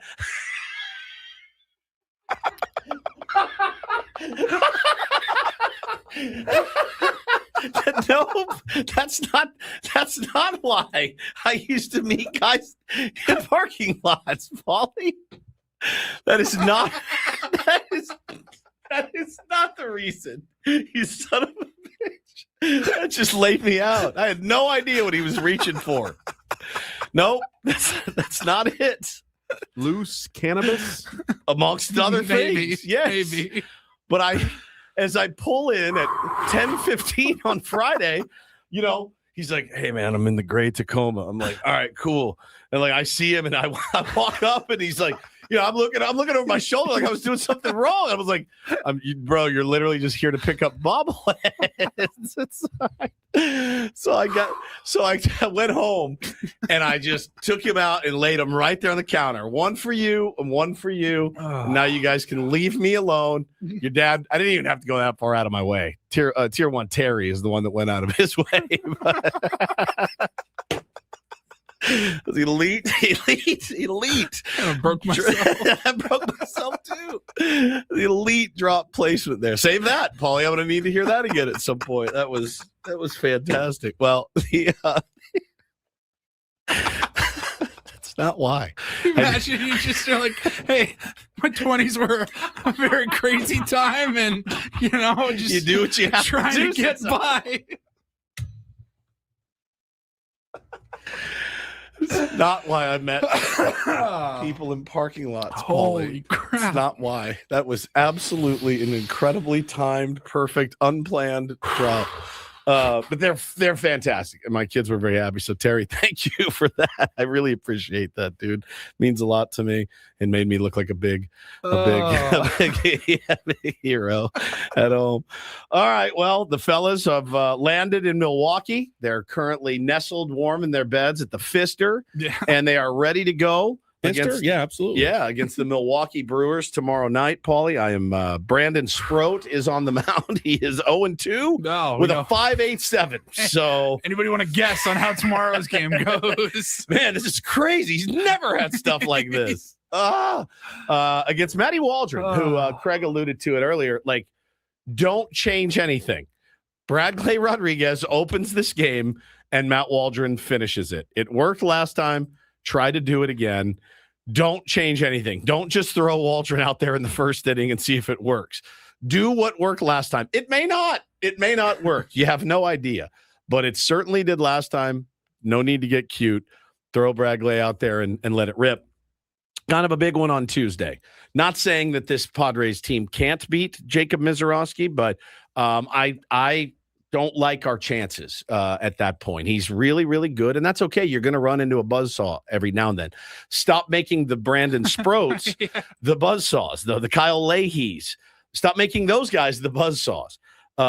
It would be rad to go out and beat Mizorowski. You got Michael King on the bump, who pitched brilliantly again this weekend. Yep. Turns out, when healthy, he is truly one of the best in the game. So he was awesome. And then on Thursday, Kyle Harrison, who was traded from the Giants to the Red Sox and now to the Brewers, has really landed on his feet in Milwaukee. I mean, nobody expected them to be doing much this year. They are playing much better.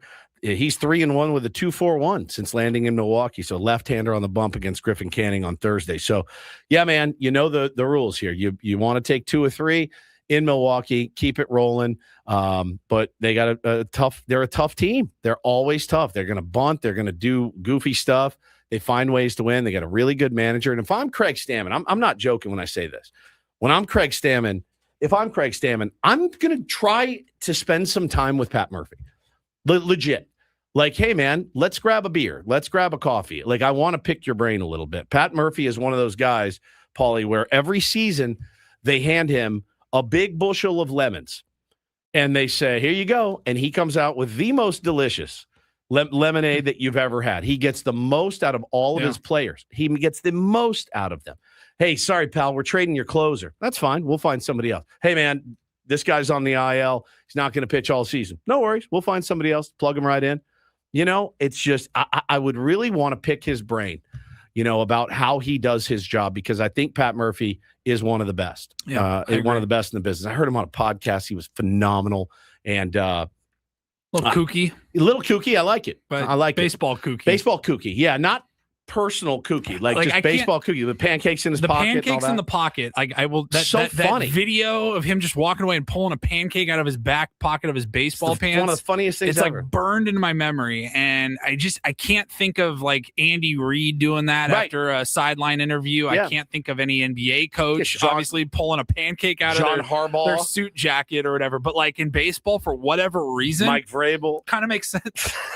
Kind of makes sense in baseball though for a manager to be like, oh yeah, I got a pancake. Yeah, he's a really good manager, and I think if you're Craig Stammen, I'd try to get a little FaceTime with the guy, man. Pick his brain a little bit. Don't know how much he's going to give you, but it seems like the kind of guy that would sit down with you and tell you he loves the game, student of the game. I really like his team. I do. I don't hate the Milwaukee Brewers. I think Pat Murphy's a really good manager. So it's going to be a tough task ahead for the San Diego Padres, but the off day today should help, hopefully, and figure out how to go out and beat, Brandon Sproat tomorrow night. It's a real big one, I think, to get that first one. So we will take our last time out of the day. We will come back. We will wrap it up for a Monday. Thank you guys for tuning in, Paulie. If you waited around for this show for that moment and that moment only, it was well worth it. There it was. Opinion. Glory hole. Absolutely laid me out. We'll be right back. It's Ben and Woods, 97.3 The Fan.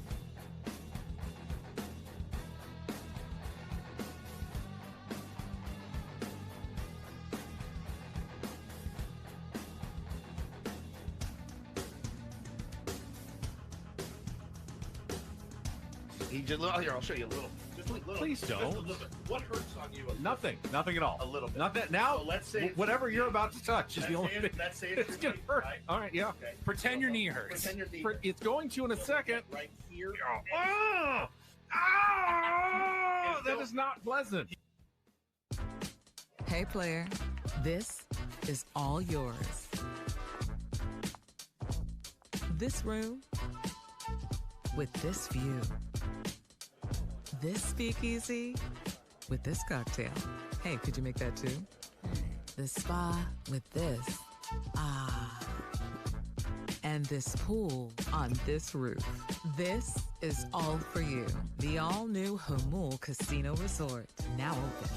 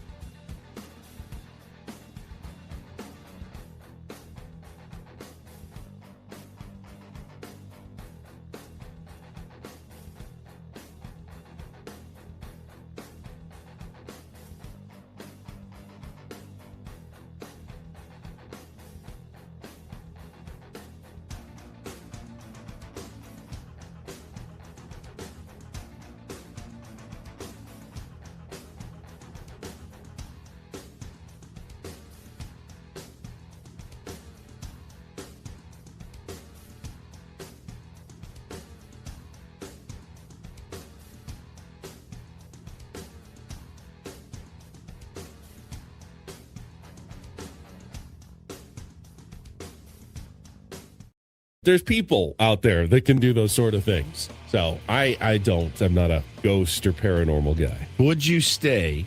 Fister? Yeah, absolutely.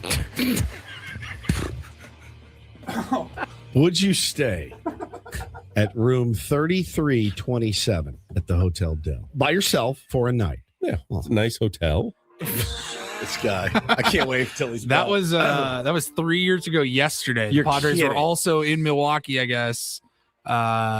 This same week. It's the hotel in Milwaukee, the Pfister Hotel, and Fister? Yeah, absolutely. Yeah, and it is haunted, allegedly. We were talking about the Mookie Betts story, and it's so haunted that Mookie will not stay there. Mm-hmm. He rents it. He rents his own air. I got it. Don't book me a room. I'm getting an Airbnb, and I'm going to stay in an Airbnb. That's how spooked out he is by this place. There's been tons of accounts and stories from players over the years that are like the TV turned on in the middle of the night. Yes, the faucet started going off in the bathroom, and then like Ben was just like, well, there's logical explanation for all of that. He does not buy signs. He doesn't buy paranormal things like we did the beautiful touching story of Cody Ponce. Yep. And he lost his mother. Right. And a butterfly landed on his arm. Very rare butterfly. Mm-hmm. And Ben did not believe it. As he was shoving on the mound, he goes, that's my mom. My mom loved butterflies. My mom, I know that was her. I could feel her presence around me. Right.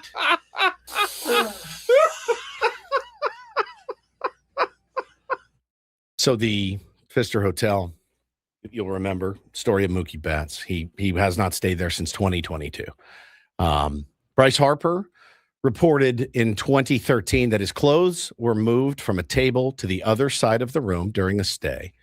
I'm assuming whilst he was in the room, because that could just happen from somebody coming in to clean and pick up your room. Colby Lewis claimed to see a skeletal apparition at 1:30 a.m. and saw the team chaplain. He ran down to see the chaplain after he saw the ghost.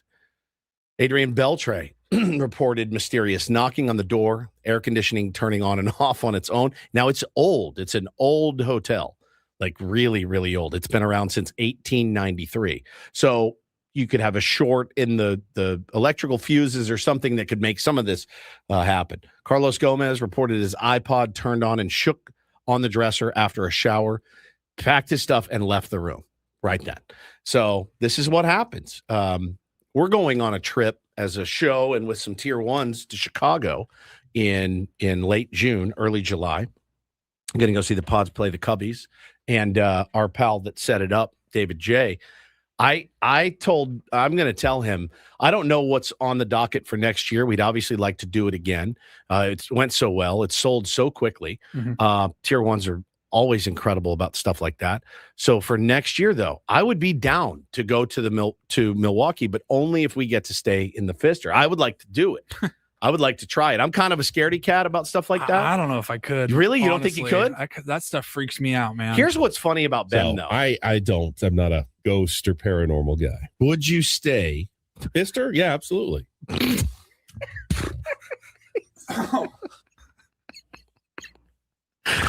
So about Ben, here's what would happen. The bureau could move from one side of the room to the next. He still wouldn't admit it. You'd have to keep like, because I'm not gonna buy like, hey, did anything happen in your room? Nope. I don't believe you. Yeah. Because I think something would happen and he just wouldn't. You have to share a room with him. I'm not sharing a room. There is no way we're going on a vacation. I'm sharing a room with him. There is no under no circumstances would I share a room with that man or him with me. It's the last thing you want. But yeah, absolutely. I would like to do that. So Milwaukee could be on the agenda next year. I've heard it's great. I've heard it's awesome. I mean, I've been once. Strangely enough, drove to Milwaukee to see Oasis. They canceled. So it didn't work out, but we did spend the night in Milwaukee, and I had a great time. I was young, and we went to a party and had a blast. But that's the only time I've ever been. I heard it's a great city, a lot of fun. The ballpark looks spectacular. The food looks great. So maybe next year that's on the agenda. Still Miller Park? Yeah, I think so. No change. Yeah, it's so good. Yeah, the tier one trip to Chicago sold out. It was crazy. Can't wait for that. I'm counting the days to get out there with the fellas. But so yeah, that's Padres will be taking on the Brewers the next 3 days starting tomorrow. You do have a night off tonight. You can watch Dodgers Giants, Paulie. They are battling it out. We're all rooting for the Giants, certainly, in that matchup right now. Dodgers did drop 2 of 3 to the Braves over the weekend. I can do, if you want to, a little reach around. Oh, yeah. If you'd like. Get to that. Let's get to the MLB reach around. Yeah, we can do one. They're doing the reach around. They're doing the reach around. Everybody's doing the reach around. Now, mine's not as smooth as Benny's is. He's really smooth at the reach around. He's quite good at it. The Brewers, who we will be taking on next, Paulie, they swept 3 games from the New York Yankees, who were one of the best teams in baseball. But Brewers, so you're telling me the Padres are catching another team that's red hot. Shout out to Encinitas Little League. Spencer Jones had a rough couple of first starts. He had Mizorowski in his major league debut. Didn't go well for him, but he did get an RBI single and is on the board now for his first big league hit. It was pretty cool in Encinitas. They did a viewing party at OG's on Friday night for his debut because Bo was stoked, played in the same little league as he did on the same field. So that was kind of cool. As we know, Padres beat the Cardinals 3-2. The Phillies blanked the Rockies 6-0 behind Christopher Sanchez, tossing 7 shutout innings. Marlins beat the Nats 5-2. The Orioles finally scratched one out against the A's 2-1. Baltimore avoided being swept. They have not been off to a good start this year at all. The Rays beat the Red Sox 4-1. The Angels over the Blue Jays 6-1. Joe Adell homered twice. Kind of tough losing to the Angels these days. If you're the Blue Jays, that was the only win that they did have in that series, though. The Reds over the Astros 5-0. White Sox continue to fight, man. Beat Logan Gilbert 2-1. The Rangers beat the Cubs 3-0. Jacob deGrom was vintage. Jacob deGrom struck out 10 went 7 shutout innings, allowed just 3 hits, and Skip Schumacher, our beloved, beat the Cubs, man. 2 of their two wins against the Cubs, which is one of the hottest teams in baseball. What was the note that I saw? DeGrom, second fastest pitcher in history to get to number 2,000 or 1,900 Ks. That's right. Wow. Giants had a walk-off 7-6. Willie Adames singled in 2 runs, so back in the win column for them. Atlanta over the Dodgers 7-2, and they handled the Dodgers pretty well. Diamondbacks over the Mets 5-1. New York had a little bit of momentum. D-backs went and took 2 or 3 from them. And the Tigers over the Royals 6-3. Royals in the chamber a little bit. Tigers snapped a 5-game losing streak with that win yesterday. So that's your reach around. Let's do some traffic. We'll spin it. We'll get out of here. From the 855 Get Ross Traffic Center. Injured? Demand justice. Demand Jurowitz. 855GetRoss.com. Chula Vista, there's a broken down car on the 5 southbound at the main exit, blocking up the right lane of that off-ramp. Full slow patch on the 163 southbound from about Robinson to the 5. This report is brought to you by Valvoline Instant Oil Change. Summer driving season's almost here. Stop by Valvoline Instant Oil Change. They'll check your tires, lights, and essential fluids with any oil change. Stay in your car. No appointment needed. Visit SoCal Oil Change for coupons. Valvoline Instant Oil Change. Your 15-minute drive-through oil change.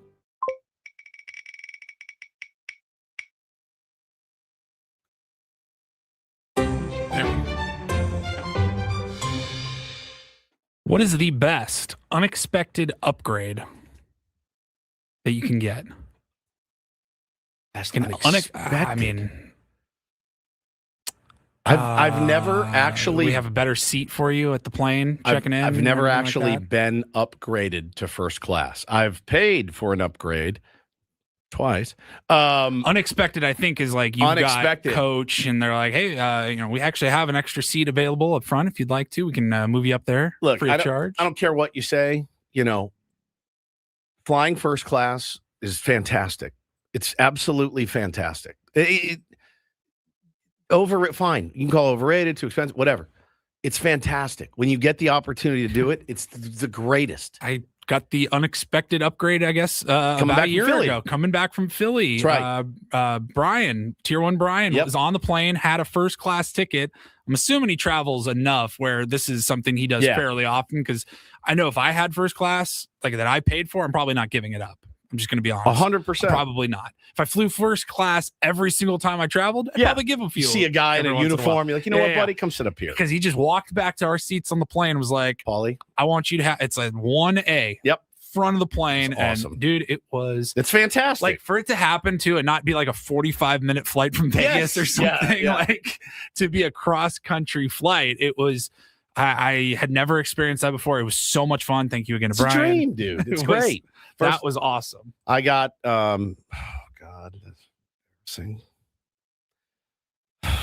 we talked earlier about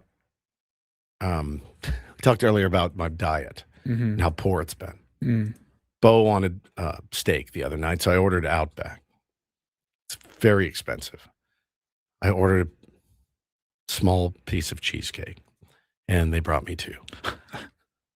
You ate them both, didn't you? Both of them. Hannah had a bite, and then I shooed her away. So that was a nice unexpected. I did not pay for 2, but they gave me 2. Yeah, extra dessert, free dessert. That's a great upgrade. There's a place that we order from too called Urban Plates by our home, and I'll get actually a healthy meal from there. I'll get like a salad or something. But lately, Hannah will get these cookies, and they're about the size of a hubcap. Chocolate chip cookies, right? They're about the size of a hubcap. See these ring lights? They're this size. I'm not kidding. Big old chocolate chip cookies. Huge. There's got to be a tier 1 that works there or something, because lately, every time we order, we buy 1, they give us 4 every single time. So Hannah will get it and be like, oh my God, again. So we have 4 hubcap